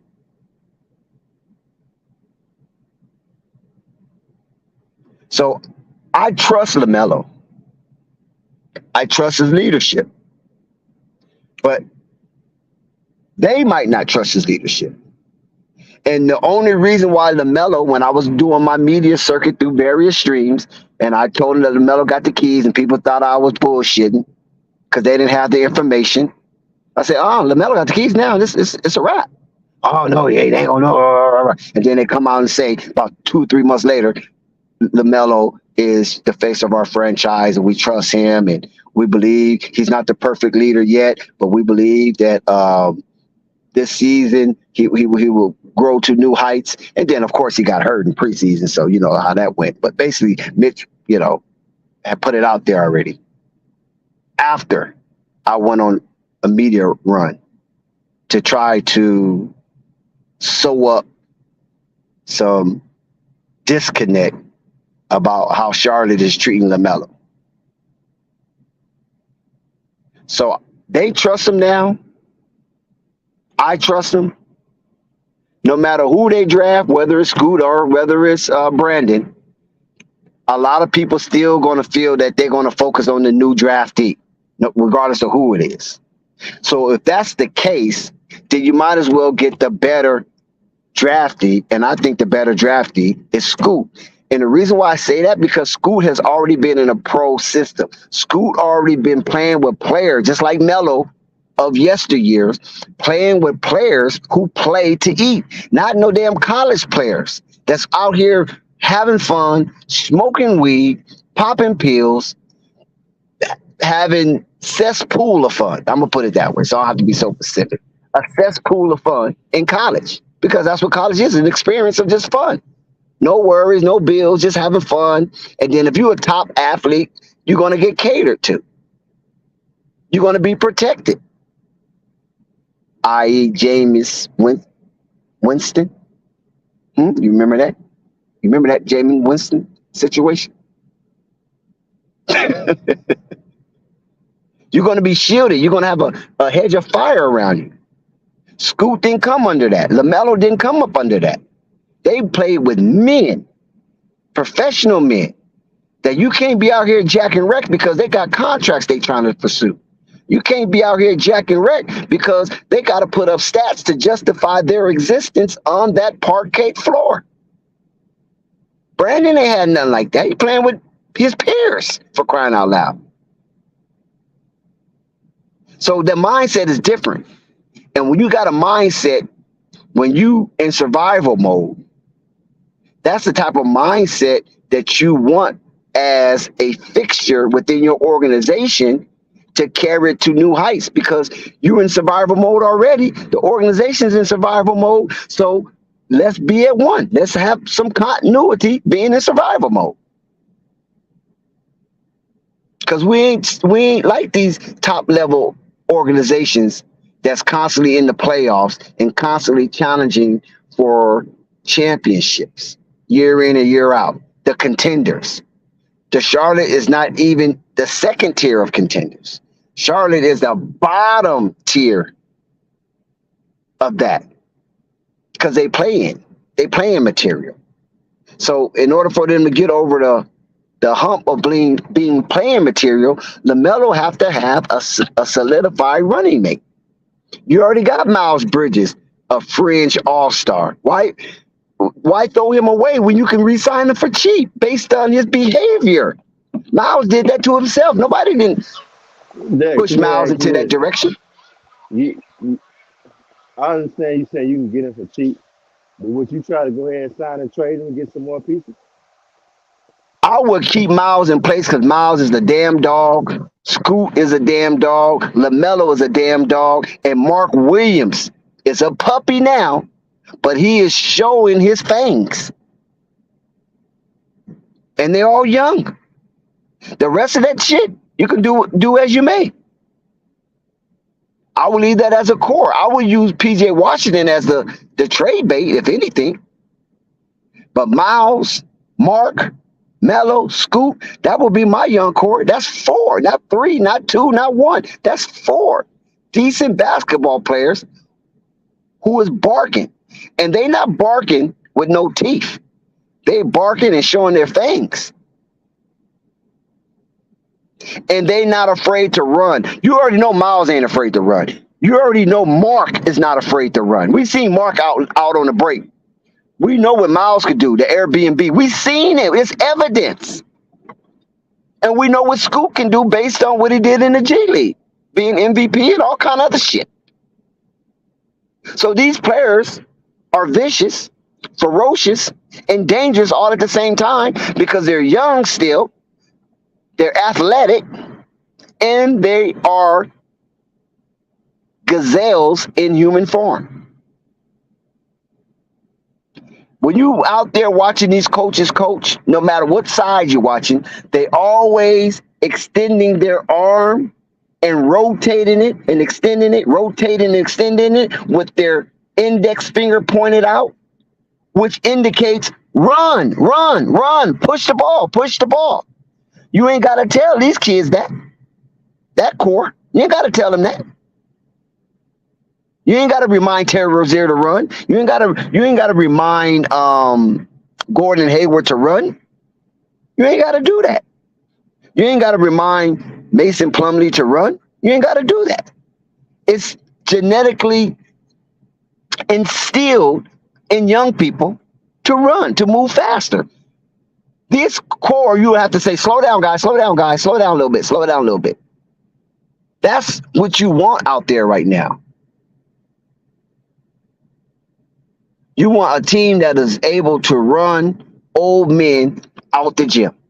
You want a team that when old men come to your arena or you go to their arena, they be like, oh, shit, they're going to damn Charlotte Hornets, man. You guys ready for this? That's what you want.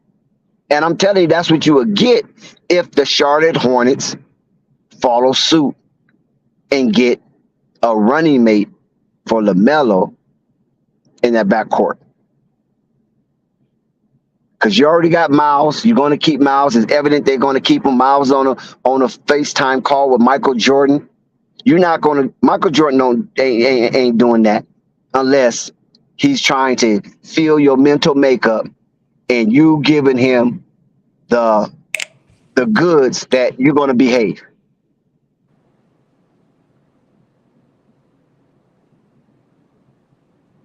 He ain't getting on no FaceTime with you. Because according to Mike, I got bigger things to do than get on FaceTime with someone who's been accused of battering women. So that tells me something right there. If you can get Mike on a FaceTime, you are closer to being signed than kicked off the team. So how much money he gonna get? That aspect, I honestly don't know. But I know there's some congruency developing between Miles Bridges and the Charlotte Hornets. And I think Miles fucked himself, of course. So he can't demand a whole lot. And I know he's a Clutch client, and I'm quite sure Clutch was very brutally honest with him. Miles, you screwed that bag. So now we have to just restart the train. Let's restart it, get it back on track, and show your worth. So I'm quite sure you understand this. Let's say he signed for a year. What, a year, 25 mil? Is that fair? I'm not really a numbers guy when it comes to that. I let the Ricos of the world, the Nicos of the world, the rap gods of the world, you know what I'm saying, the Thunders, them young cats, I let them deal with those number games. I just deal with the overall generalities of it. Because I will say this. Of course, the off the course stuff was the off the court stuff. But when that man was on the court, was his value at that time when that man was on the court? Oh, you talking about before the incident? Yes, that's what I'm looking. That's what that. Okay. I feel you now. I thought you talking about like right now. Now, Oh, before that incident, he was a fringe all-star. It was a debate on the selection if the commissioner going to take Miles or Lamelo. Of course, he took Lamelo because Lamelo is a celebrity and things of that nature. But as far as number wise, they was very compatible. Either or, you couldn't go wrong. uh, But Lamelo has a more cleaner image. Lamelo has the flair, and Lamelo is a celebrity, and that's what All-Star Games is all about, anyway. So it's a celebrity. You know what I'm saying? Celebrating celebrity basketball players. So, but as far as the number wise, Miles was there. So if you was to give Miles a contract, I think Miles was definitely in the 90 million mark. see, and that's the thing. I think that's disrespectful because let's take Jaylen Brown, the guy that just got put out the playoffs. He's scheduled to make, if he signs his extension, 290 million, right? And a lot of people are saying he's not worth it. So is it fair to compare at least last season Jaylen Brown to the last season that Miles played? Do you think, even with Brandon Ingram, any guy that plays his position, do you think he outplayed any of those guys? Mikal Bridges, Chris Middleton, guys like that. Well, Miles Bridges was a 3, so we keep him in the 3 slot. That's what I'm saying. Them guys are 3s. Chris Middleton plays the 3. I thought Chris Middleton was more of the 2. He played the 3. I forgot who plays day 2, but he plays the 3. Okay. Well, he switches both. Yeah, he does. Yeah, he switches. He's a flat. Yeah. But anyway, the thing about Miles is those guys are doing it for their team. Miles was doing it for his team, and whatever the market was, Miles was going to get he's automatically qualified for the bottom of that market, right? Which is 20 something. Okay, which is 20 something. Right. So I don't even think they offered that. I think they offered him like 60, right? 69 or something like that. Yes. And he turned it down, which was rightfully so. They turned it down. Yeah, right. And if he wouldn't have got in trouble, I really think Miles, for his team now, remember, you got to pay somebody. You can't say the forward on Detroit Pistons ain't worth whatever, because the team got to get that money out. Correct. So it was Miles' turn. He was coming up, and they either going to give Miles or PJ Washington the money, and they held off PJ, and they was doing more talking with Miles. So I believe that if Miles wouldn't have got in trouble, he would have got near what he was asking for from Clutch. But that's what I don't think, and I'm pretty sure whoever his agent is with Clutch is saying, let's just sign for a year, and then let's see what Charlotte, if you still want to play here. To me, that's smarter. And let's see what they give you. Because I think that's, let's just say hypothetically, which I really don't feel this way, that he's better than Brandon Ingram. I believe Brandon Ingram is making like 26, 25, somewhere 27, somewhere. Okay. Let me interject here with the Brandon Ingram scenario. Brandon Ingram worth stands on its own because Brandon Ingram is a multifaceted player. Miles Bridges' worth is hinged on Lamelo Ball. That's what we have to understand. Those two together, what makes Miles Bridges who he is. If Miles Bridges playing with anybody else, I don't know. He'd just be just another good athlete with bounce. But playing with Lamelo and the friendship that they have and that camaraderie, it translates on the court. So they're paying Miles Bridges in a way of grooming him and LaMelo Ball as a future duel, featured future duel for the Charlotte Hornets. You feel me? The same way they thought it was going to happen with Lonzo Ball and Zion Williamson. This is why Lonzo was an integral part in that trade based on David Griffin soliciting him over Kyle Kuzma. Because they say, okay, we already got Brandon Ingram. We finna get Zion Williamson. What we need Kyle Kuzma for? You follow what I'm saying? So we need Lonzo Ball, someone that's going to stir the drink, someone going to be a distributor, playmaker, because Drew Holiday wanted to move to the 2. Yeah. So Lonzo was basically forced to be placed in that trade in order for Anthony Davis to come over to the Lakers to make it work for David Griffin and the Pelicans. So it's same with the LaMelo Ball dynamic with Miles Bridges. Miles was sitting at the end of the bench, basically. Wasn't getting that much playing time until LaMelo got there and they come off the bench together, and all of a sudden they take over the freaking team. But Dex, I'll say this. No, and I mean, and this includes the other teams in the league too. If you Miles Bridges and you knew Charlotte felt like you're basically nothing, you're not that much, you're just an athletic guy that can dunk. If you felt like much like Dylan Brooks feels, because you see how they doing him in Memphis, how Memphis did. If you feel that you can do better, why would you want to sign back with that team that's basically saying that you're nothing if this player, is not with you? Are you speaking of Miles Bridges, right? Yes.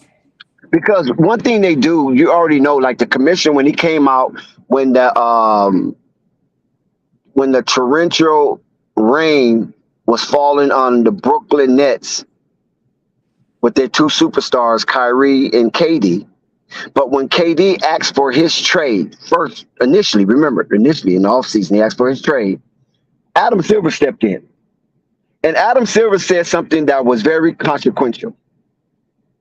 What he said was, I understand the nature of in the alley and backdoor conversations with players and organizations. And they promise things that they don't fulfill, and the players get upset. I understand that. And then he went on to besmirch superstar players asking to get out of their contract early. So, but what he said first was important. He's telling the oligarchs, the governors, hey man, stop promising these player stuff and then y'all reneging. You follow what I'm saying? Because there's a buffer between the owner and the players. It's a big buffer. It's called executive staff. And so the executive staff, by dictates of the owner, they say, yeah, we can do that. Yeah, we can do that. We can do that. Because they just want this guy on the team so they can start selling tickets, getting the organization going, and then they move over to their next business venture. Right? This is how it goes. It's the mindset. So yeah, they offer these perks, off the record perks and things of that nature, and then all of a sudden they want to renege on their word when their word's supposed to be bond. And now these players get upset, and players like Durant, they don't want upset because he knows too much, because he got a lot of stuff on these people that's not supposed to go down in the way that they go down because it's off the record. You know what I'm saying? It's not written in contract, so the owners can try to play games with that. You know what I'm saying? And when the commissioner said what he said, I was like, oh, shit. Okay.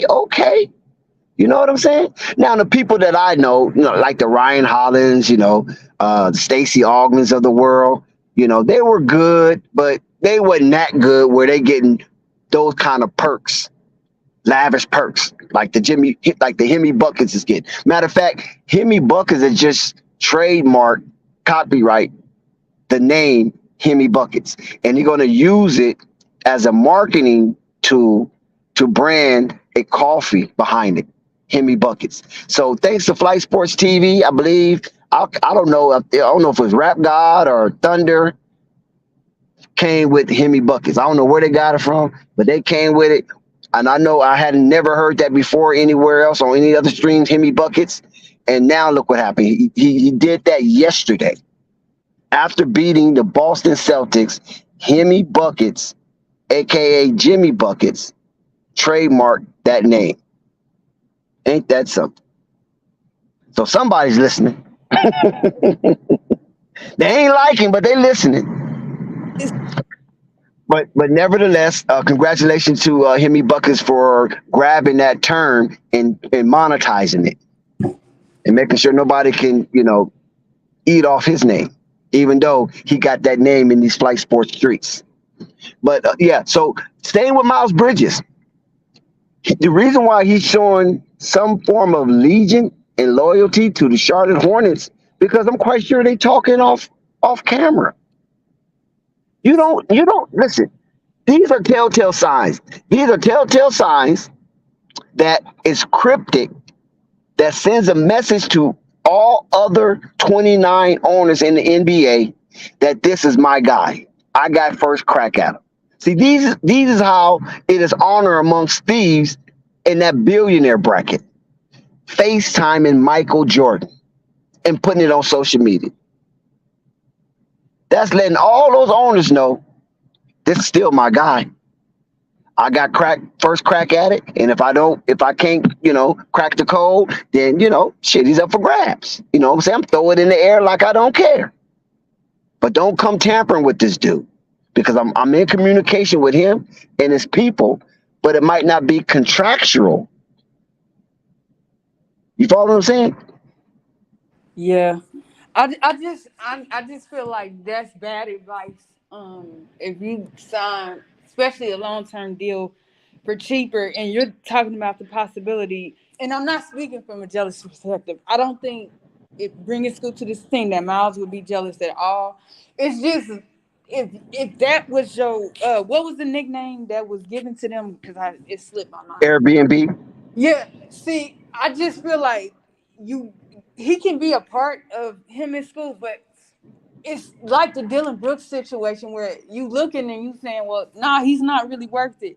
Yeah, he's a good defender, but it's everything else he's bad at. Bad decision making. Talk too much. But that's not his job to be the top-notch decision maker. That's LaMelo's job. Yeah. This is where the leadership comes in at. You follow what I'm saying? This is where that Chris Paul syndrome comes in at. This is where that Magic Johnson syndrome comes in at. This is where the Lonzo Ball syndrome was supposed to be until someone interfered with that. And now they went into a tangent.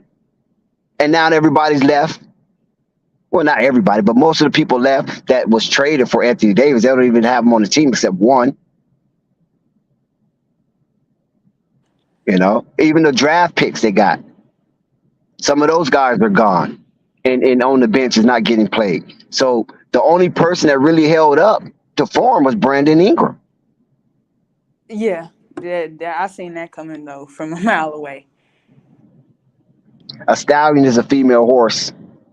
Say light-skinned thoroughbred. So when you have that kind of dynamic, now Miles Bridges have to take a step back in leadership when it comes to LaMelo now. Because at first, Miles had that 1 year over LaMelo, right? I mean, he's always going to have the... No. His behavior disqualified him. That's true, but if you're talking about just years on the job, that's, always going to... I'm going to use it like this. I'm going to say it like this. Me and my friends, right? One of my best friends, right? We call him Country Jeff. He was from Jackson, Mississippi. He's older than me. He's in the streets before me. You know what I'm saying? And so we go out, we doing our thing. You know what I'm saying? We doing this and doing that. And it became evident, even though he was older than me, even though he had more experience in the streets than me, it became evident that the decision making was best if I made the decisions. But he didn't relinquish that. You know what I'm saying? He kept the form because he was the vet. He was a vet. I was a rook. He went to prison. When he went to prison and came out of prison, the whole dynamic changed because in his absence, I was garnering up support to be leader. You feel me? So when he comes back, he looking like, damn, really? Either fall in or fall out. The choice is yours. So he fall in under my dictates. Even though he was out there twirling before me. And it was evident that I was a better decision maker according to the clan. You feel me? And then he goes under, comes back, and he's seen that everybody gravitated towards him, even though he's older. So it's like, Jeff, what's up? Are you gonna make this a difficult thing? Are you gonna be a disruptor? Are you gonna fall in or fall out? He was like, man, I'm falling in, man. What you talking about? Okay, cool. Well, we have to have that talk. Because when you left, it was a kind of a struggle, bumping of heads from time to time. Even though we best friends, we grew up with as kids, but he's always been older than me. And we always play sports. You follow what I'm saying? And it was a bumping of heads. And so you go under, everybody fall in. Dex, go ahead, man. Be the horse and lead the carriage. And then when you come out, if we're gonna bump heads, or you know what I'm saying? And I think that's what the dynamic with LaMelo and Miles. Miles went away. LaMelo still endured, even though it was difficult, even though it was up and down, injuries. But he was there. Now when Miles come back, dude, it's different. The team is me. We still partners, but unless you feel you want to bump heads with me and try to take over something that don't belong to you. The team is mine organically. I didn't beg for this. All I did was play ball and be who my daddy raised me to be. And naturally, the leadership showed because your decision making, man, we're going back to that now. Your decision making and my decision making showed I was superior. And all you got to do is put a clean glass next to a dirty glass, and anybody with an inkling of common sense is going to drink out the clean glass.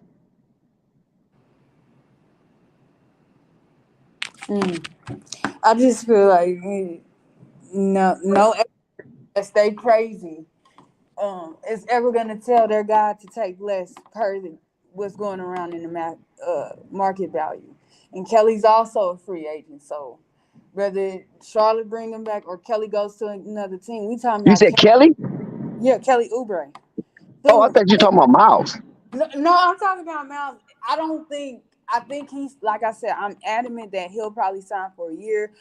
Everybody want to play with Melo Rap God. I don't see him taking a long-term deal for $90 million at all. Like, that'd be one of the worst decisions that he makes. Who are you talking about now? Miles.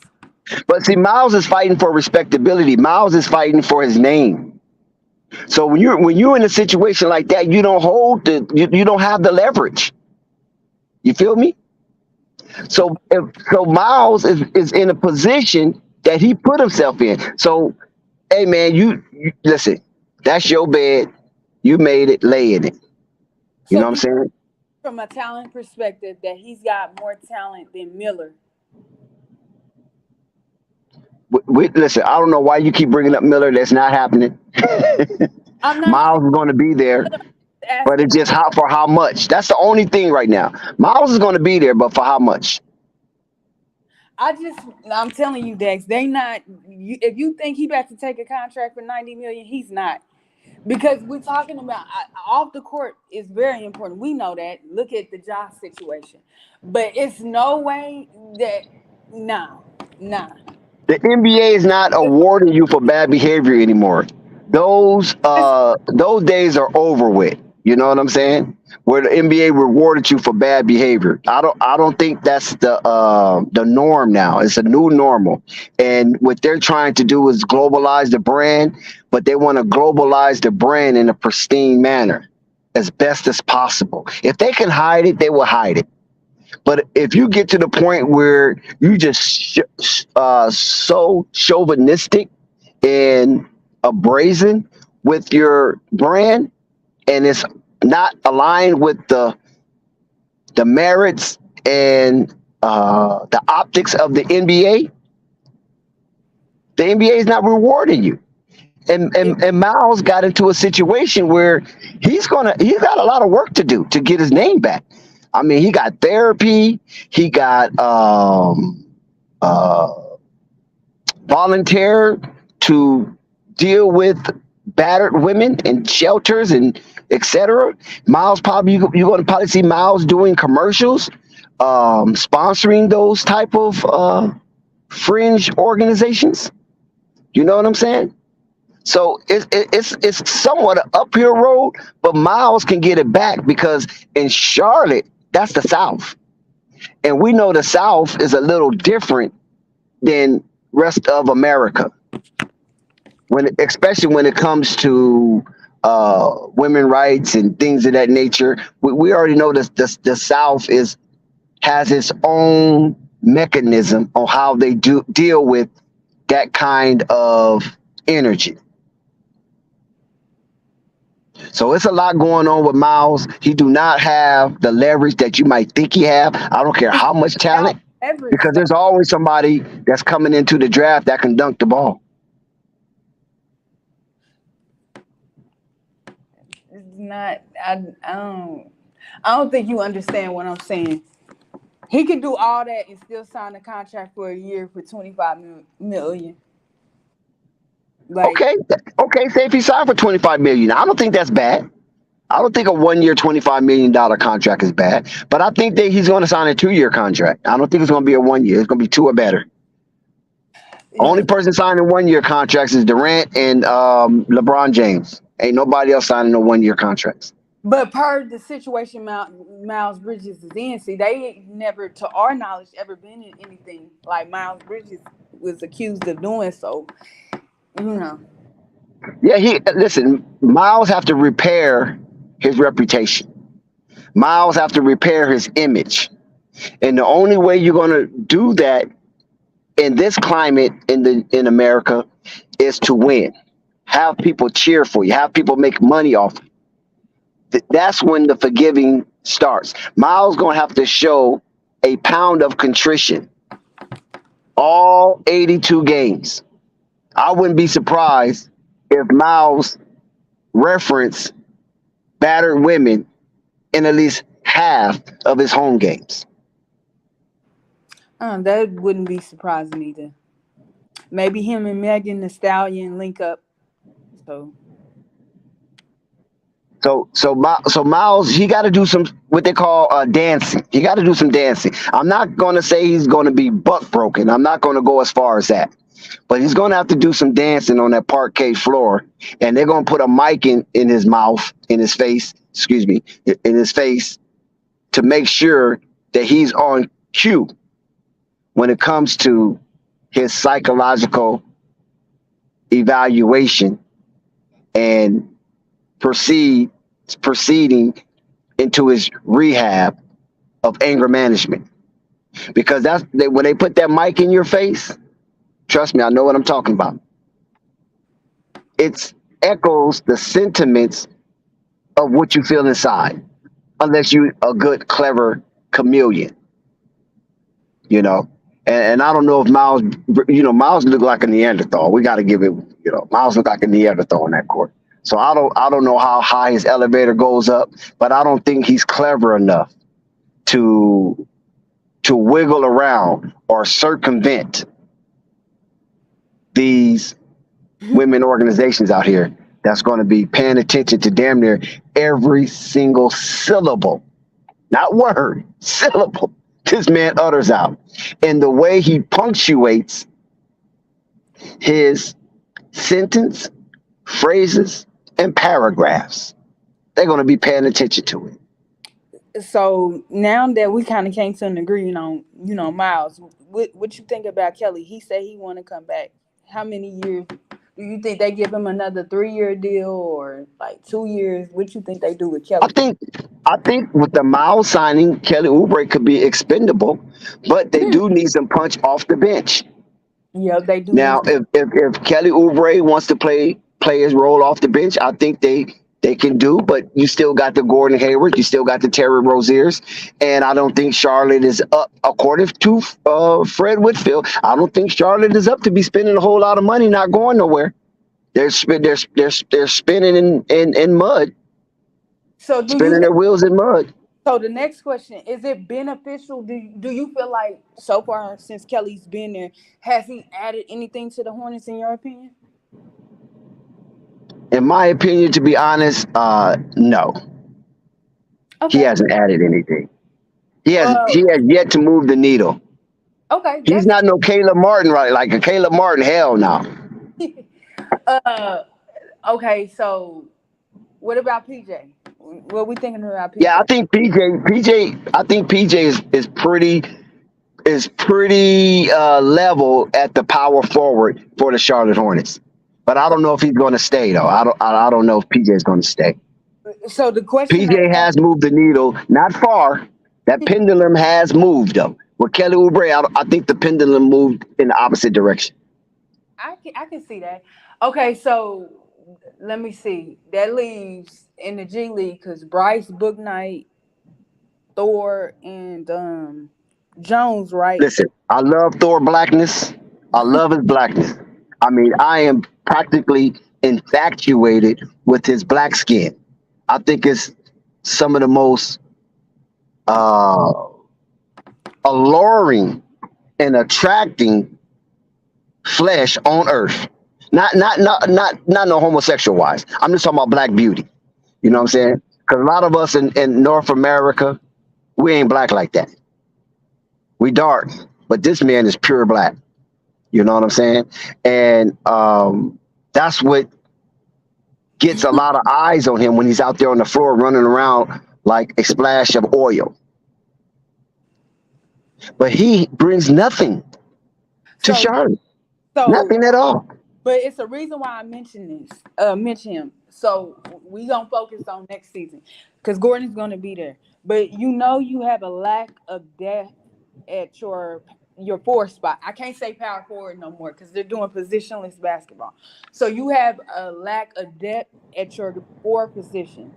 So like that's what I'm saying. Like, are you sure you wouldn't want to bring Kelly back? Miles had some experience. I'm not overly against bringing Kelly back. I just think it really doesn't matter. If you can flip him for some picks, or you can flip him for someone who's willing to play some tenacious defense night in and night out, and won't be disgruntled about it, I will flip Kelly Oubre for that, quick, fast, in a hurry. I wouldn't even hesitate. But JT Thor, he has a hell of a name. I mean, for crying out loud. That when you see that name on the roster, and you the opposite team, you like JT Thor. My God, they got a god over there. Thor, you know what I'm saying? JT. The combination of those words, JT, because that's a name, JT, and Thor. That's crazy. And then you go over and look at this 6'9", black, spindly, alien-looking from the planet of Saturn. You're thinking this guy finna do some damage when he get out on the court. And the first thing he do is run behind the arc and miss the shot. So basically, yeah. So Scoot's on the roster, with Kelly possibly coming back. So let me see. Bryce is still there. What are you doing with Booknight? Throwing him overboard. Let the Sharks feast off of him. Cody, because I guess he got injured last year at the beginning. I mean, this past season, sorry. What about Cody? Sending him down to Miami with his brother. And I'm quite sure his brother will have something to say about that. Okay, so now, do you want to bring Theo and Dennis back? Theo, you talking about the guy that FYF said is nice? Yes. And when I asked FYF, are you saying he's nice, like a nice guy? Or are you saying he's nice in the hip hop lingo? He never answered. Yes, Dex. I'm talking about that guy. What? Theo, listen, Theo, no, I keep Dennis Smith. Okay.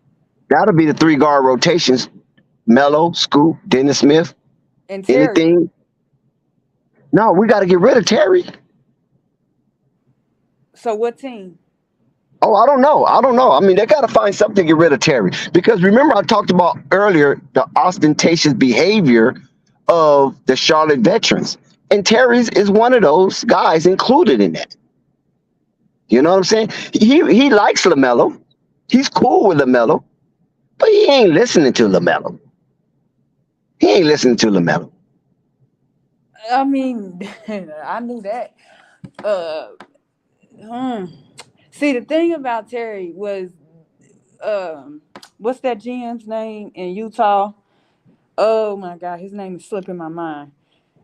Oh my God, he was with the Somebody, Celtics. Danny Ainge? Yeah, Danny Ainge. Like it was interesting. Like I didn't understand because you got Colin Sexton and that rookie that he really likes from Cleveland, and I'm like, why would you be interested in Rozier? And then you still had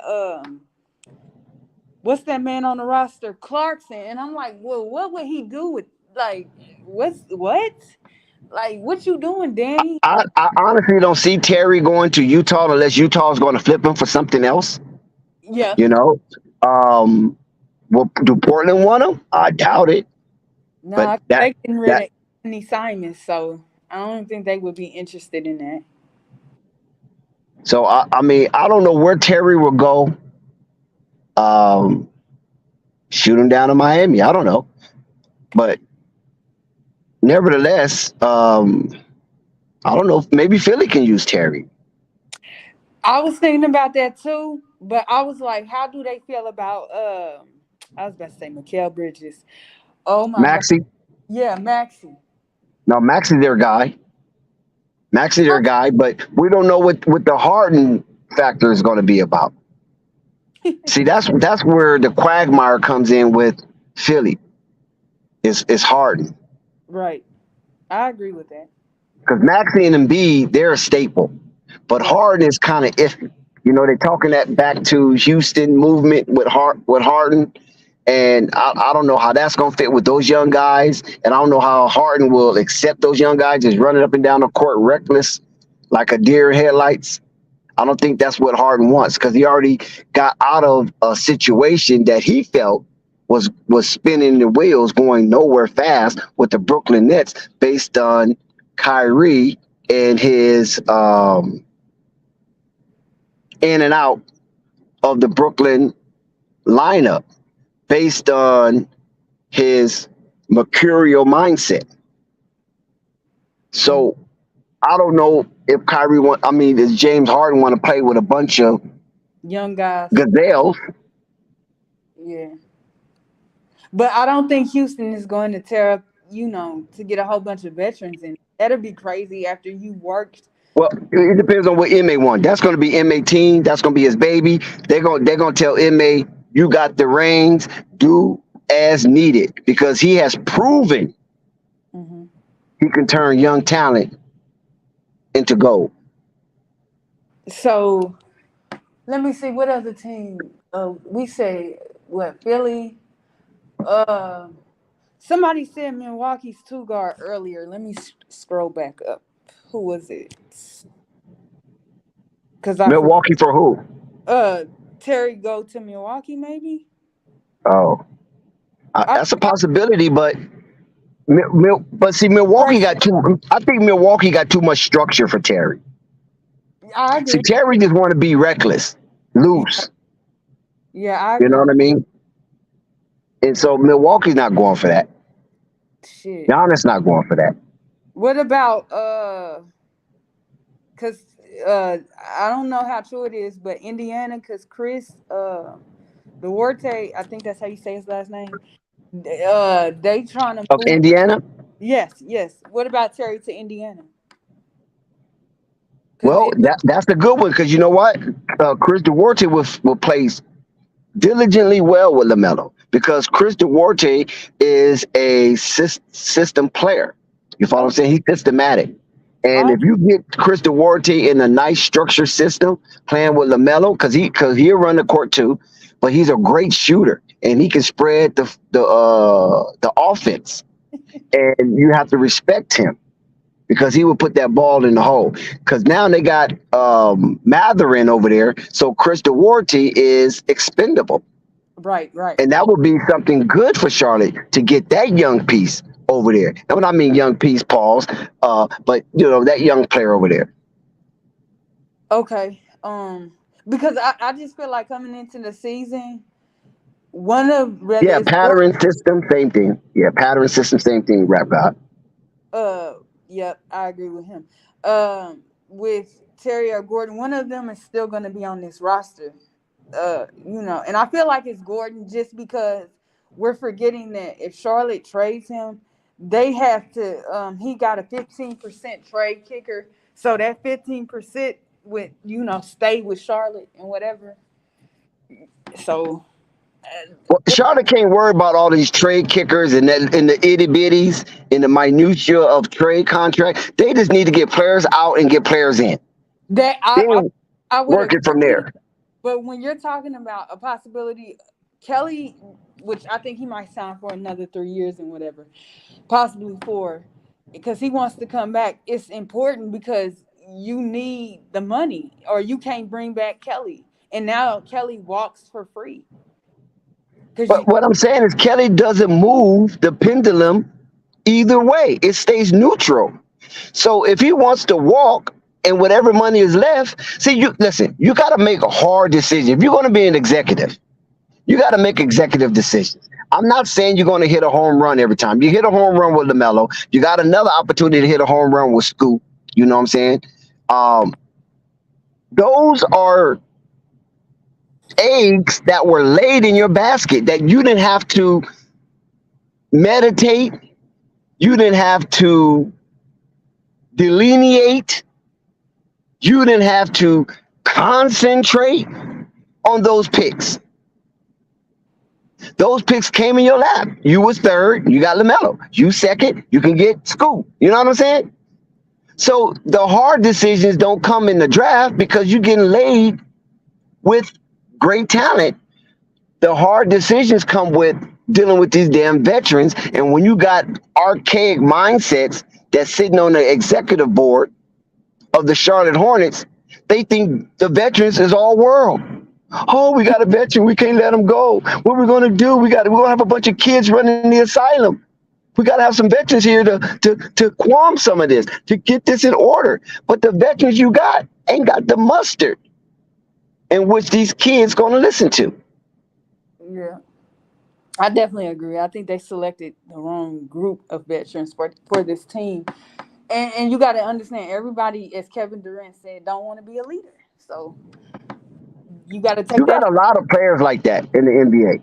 Oh, yeah. It's only if this is why Draymond Green is so appreciated in Golden State, despite his aberrant behavior. Despite that, he's appreciated because he has quality leadership. Okay, I'm not saying he's Jesus Christ, but he has quality leadership. And it's hard to find that in the NBA, especially amongst these crops that's coming in the NBA in the last 5 years. It's very difficult. Yeah. So now you have LaMelo. He's a quality leader, but he's not vocal maybe as or intimidating as Draymond. But LaMelo will share something with you and will drop some gems on you. So they just have. Go ahead. I'm sorry. You know what I'm saying? The Charlotte Hornets just have to make that difficult. It's really not a difficult decision, but optically, it appears to be a difficult decision, is to rid themselves from these unnecessary contracts from these veterans who are basically just usurping money from the Charlotte organization without the body of work. And if you look at the merits of their demonstration on that parquet floor, it doesn't equate. Absolutely. That's where the old people come in at, because the old people really believe that you have to have a heavy laden veteran organization to go forward, even if you're not winning. And the Houston Rockets is proving that wrong. You don't need that. Just let them play. Detroit proving it wrong. You don't need that. Let them play. Let them learn while they're young. And when they come, by the time they come to their rookie extension, now they have a better understanding of basketball. Yep. You don't need a bunch of veterans in their way. Yep. I just feel like Kelly might not would like if Charlotte offered him something. I don't see him getting that per how they got the new rules for the CBA now. He might not get, the 20-something from any other team but Charlotte. But I just feel like it's a mistake to just let him walk free. Like, you should get something for him. I don't think you just let him walk away per what his skill set can be. Even though I feel like he's really inconsistent at times and stuff like that. And he's just a taller version of Rozier, in terms of his shot selection sometimes and his decision making. I just feel like when he's on and he's doing what he's supposed to, when he needs to, you don't let that walk out the door for, you don't let it walk for nothing, if that makes sense to you. Kelly Oubre to me is a fashion mutt. And one of the things he worry about gratuitously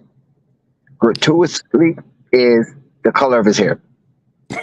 Clearly, I definitely agree with that. But he ain't the only one that think like that. I'll be looking at some of them like, why? Like, just why did y'all come But out? Kai Jones don't get that many ticks, so he can color his hair any color he wants. Yeah. You know what I'm saying? He don't get that many ticks. Kelly Oubre get a lot of ticks coming off that bench. I'm talking about like 6 men of the year type of ticks. If I'm correct, Chris Duarte is what, 6'4", 6'5"? Yeah, he's somewhere around there. I just feel like, I agree. Maybe Kelly should come back, but it's just like, here's my thing with Scoot. I'd rather if they drafted Scoot, them start Scoot and then put Terry on the bench. But as they say, you don't money. Listen, if you draft Scoot and Terry's still on the roster and he's coming off the bench, that's a walking time bomb. Terry is not going to sit on that bench and be quiet. That is not Terry. And I absolutely. You already know what he did to Kyrie, so how the hell he going to sit behind somebody coming out of the G League? So so who's going to score for them, like, off the bench then, is what I'm asking. Sometimes you have to take 2 steps back to take 1 step forward. And Charlotte's going to have to eat that. Charlotte is not good, Purple. Charlotte is not a good team. So getting rid of these veterans ain't doing no harm. They ain't no good team no way. You think next year Charlotte's going to be picked to be in the top 6 of the Eastern Conference? Nope. Okay, then. So what good is having these dudes? Send them somewhere where they can win. Send them somewhere where they can be happy. Just like they did Jalen McDaniels. They sent him up to the 76ers. Yeah. Just like they did with Plumlee. They sent him over to the Clippers. Look what they did to Cody Zeller. For crying out loud. He's in the finals. Yeah. We're not going to even mention Caleb Martin. We're going to stop that. Because it's breaking Charlotte Hornets fans' heart. I'm trying to tell you. That they chose the wrong Martin twin. And they're in denial because it is something wrong with our development system. I'm not even going to cap. After Miles Bridges' services suspension, by the way, a lot of people was talking about benching PJ and starting Miles. Would you do that? I don't even know if PJ going to be there because what PJ done this season was pretty good, and he deserves a contract. But I don't know if he deserves it with Charlotte.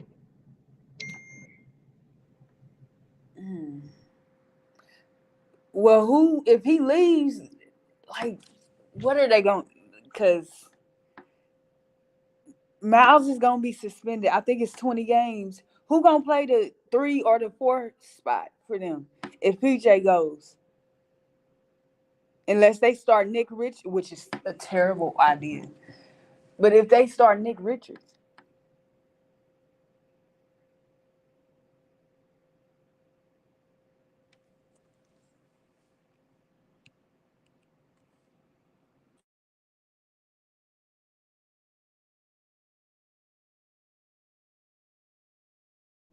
Why would they start Nick Richards? He have to back up Mark Williams.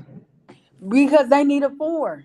If you saying PJ gonna go elsewhere and get paid, Miles is gonna be suspended, and then Kelly is gone. Who's starting at the 3? Well, let's say Gordon Hayward starts at the 3. Who gonna start at the 4?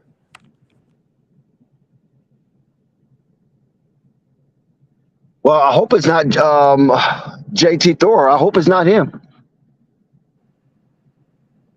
Or Kai Jones? That's what they would be left with. I would take Kai Jones over JT Thor because at least Kai Jones will listen. I just think JT Thor's don't speak English, but they ain't saying it because he ain't listening to nobody. He just get out there, and as soon as he get checked in, his name announced, he run into that arc, and he shooting the ball. He a black hole at the arc. Even though he's black as hell, he's a black hole at the arc. That's what I was saying, Gemini. Like that's gonna be tough because then I can see, which I don't want to see that. Now I'm thinking that they gonna run LaMelo at the 3 then because they like it's scarce. Like they don't. LaMelo could be 1, 2, or 3, depending on the circumstances of the game. I see. I would agree with the 1 and 2 part, but I don't know about the 3 though. Do you see all the talent that's at the 3 position? Tex, like you would really put him at the 3, like in a starting lineup at the 3?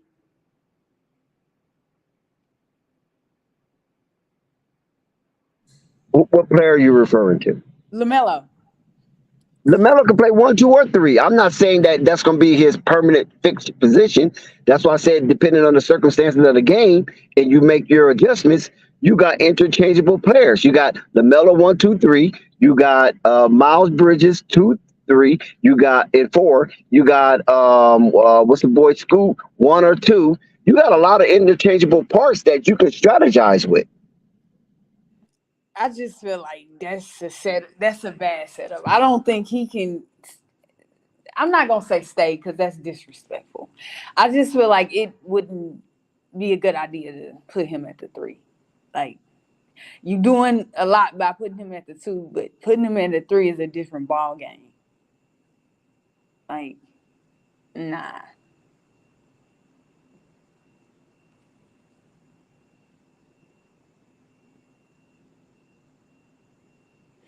I agree with you, Gemini, but going into next season, he's gonna be suspended, and that's what I was asking Dex.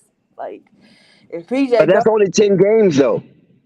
And go, that's 10 games. So if Charlotte can come out of that 3 are and you sure? 7, that's Are a you sure plus. it's 10? Are you sure it's 10? Because Yeah, 10 games to start the season because his suspension is retroactive. I understand that part, but then like, because I thought that too, and then I was listening to a Hornets podcast group, and they said 20 games that he was gonna be suspended for the first 20. Okay, the last I heard was the first 10, so I could stand to be corrected. I heard I 10 mean, from Mitch Kupchak. that's what I heard. I was like, oh, he just suspended for 10. And then I was listening to the podcast. I said, why they keep saying that he's suspended for 20 games for? I thought it was 10.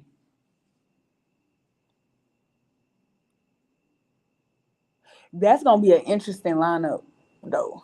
Like, I'm concerned with scoring off the bench, but that's gonna. Listen, you're making it like Charlotte is entering next season as a serious playoff contender. They're not. Well, if they achieve anything above a playing game, they exceeded all expectation.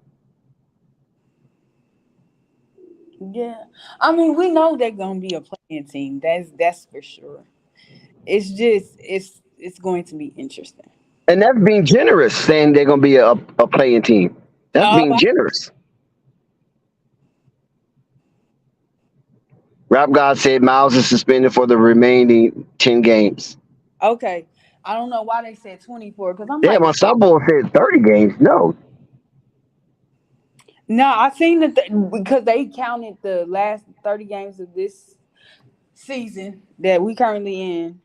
I mean, They, not 30. they- put it this way, they did Michael a favor, okay? Yeah. They did him a double favor. They gave him the number 2 pick, and they going to let him have Miles Bridges back earlier than expected. Yeah. A lot of people was surprised by that though. I'm like, they did their own investigation and stuff like that. Like, chill. Chill out. But They I'm did. just saying, I mean, we're not expecting Charlotte to be world beaters. And we just want LaMelo to thrive in that organization. And I just believe that Scoot Henderson will facilitate LaMelo thriving and getting back to respectability. Because now you have a dynamic player playing off the hip of LaMelo instead of somebody just hanging around the 3-pointer all the time. But you still need to be able to hit the three at an effective rate too. Well, you got Miles Bridges back. See? Remember, Miles Bridges left as a good 3-point shooter. We was like 37%, I thought 38% from the three. let me see. So you still have somebody that's at least league average or inkling above. You got LaMelo. Gordon can hit the three because he's not going anywhere, of course. I call him Mr. Efficient. He ain't taking a shot from now on that he know he can't hit. I just think they're not going to keep PJ. I think PJ is going to be the one that's going to leave. I think that it's the choice between PJ and Miles. And if Miles head on right, they're going to go forward with Miles and send PJ packing. So wait a minute. Let me look at this. Oh, okay, yeah, he did. So the last season, right? Miles shot. He attempted 5.8 threes and made 1.9 a game, and he shot 33%. Oh, he got 33? Yeah, and then the season before that, it was 40%. Okay, maybe that's the season I'm thinking of then. I know it's The one season he shot high. He shot a high percentage. Yeah, that was LaMelo's rookie year. He shot his attempts was 4.4 and he made 1.8 a game. Okay. That's my only qualm about him. Fixing, which sucks because I don't think he likes to shoot threes. He, of course, the dunking, and he got a nice mid range game. I just think that's where he's comfortable at. But you definitely can take Mr. Efficient Gordon Hayward and put him in those spots because Mr. 16 points.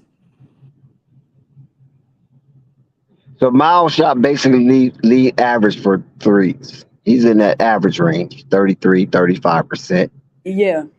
I thought it was 35 to be honest. That's why I went to go look and I'm like 33.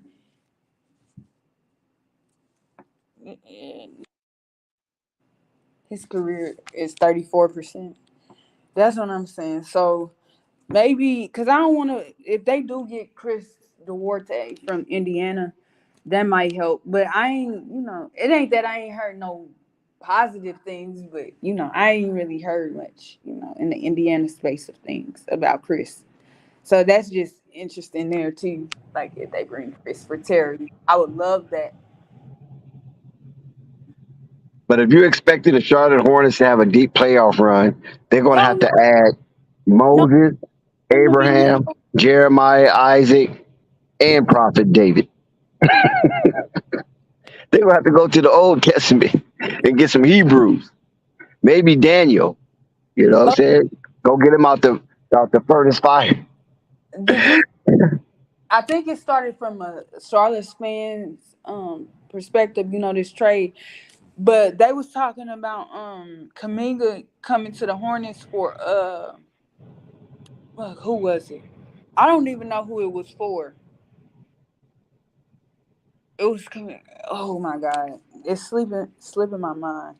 I Well, think it Kaminga's wasn't not Charlotte. no he's a inside athlete. He's not an outside athlete, or he's not a 3 level scorer. Yeah, I know that. But I just know they was like, cause I see a lot more people talking about it. Kaminga to Charlotte, and I'm like, okay, what we about to do? What they about to take from over here? Cause Kaminga was, I believe, top 5 in his draft. Yep, he Yeah, come out the G League. Kaminga come out the G League. No, yeah, wait, was he top 5? yeah. I think he was Because because him and Jalen Moody, Green played on the same team. yeah, him and Moody came out in the same draft. I think. Yeah, Yeah, they but was. I know they came out the same draft because that's the Cade Cunningham draft. But I'm not sure where Kaminga. He's a lottery pick for damn sure, top 10. But I'm not sure if he was 5 or what. Because you had Cade, you had Green, you had oh yeah, he was number 4, right? It was number 4. Cade, Yeah, Green, the Goons, Mobley. Who's after Mobley? Green or whatever. Shit, them people confuse me. Them names. Kaminga might have been number 4. Yeah, he might have been the 4th pick. Damn, Golden State had some picks, huh? Yep. Cause it was from Minnesota. Was it? No, The Wiggins, it was from the Wiggins or the D-Lo. something. Wiggins or D-Lo. Oh my God, It it's might have been probably Minnesota. You both. might be right. It might have been the D-Lo. Let me see. I mean, Damn, I just thought about that. Golden State had some picks, man. yep. They had a bunch of picks. Them in OKC had all the damn picks. Yeah. No. Let me see. Cause I felt like Kaminga was in the. He wasn't. He wasn't. We was both wrong. He was 7. Oh, 7th, okay. Okay, yeah. Cause I'm like, I But no, remember. I said he was top 10. Oh, okay, yeah. So And he I'm was trying to there. figure out who was behind Mobley. And I said maybe it was him. But I knew he was top 10 though. I know Kaminga was top 10. So the question is, what would Golden State want? Because they can't take on salary because of Jordan Poole and Higgins and Clay and Steph. So what would they want? Is my question.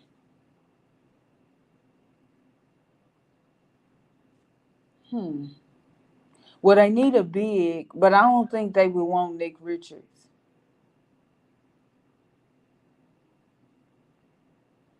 If they actually do, that'll be crazy if Charlotte get Kaminga.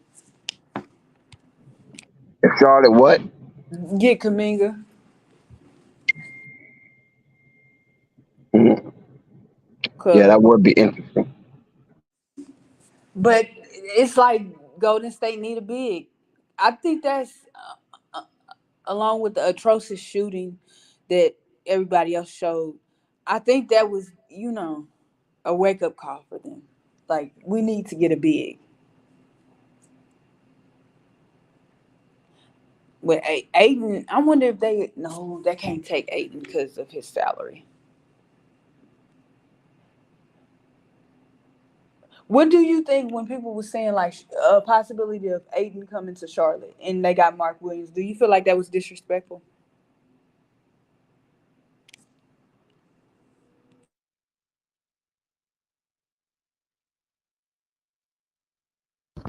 Can you hear me, Purple Baby? Yes. My bad. Yeah, I'm gonna answer this one, and then we're gonna wrap things up. My bad. You said something about Ayton coming to Charlotte. I like that move with Ayton coming to Charlotte. Possibly. I mean, but Mark Williams is doing this thing. But hey, man, you could always upgrade the roster. You know, at the end of the day, you know. So that's what's best bet. Mark Williams is doing this thing, but if you could get Ayton, that would be kind of an upgrade. So let's see. We about to get up out of here nonetheless, man. Yeah. It's Flight Sports TV. Peace and love to everybody, man. Thank you all, man. We're going to be back tomorrow, man. Flight Sports TV, man. That's my dude. I rolls with him. You heard what the man said. It's Flight Sports TV.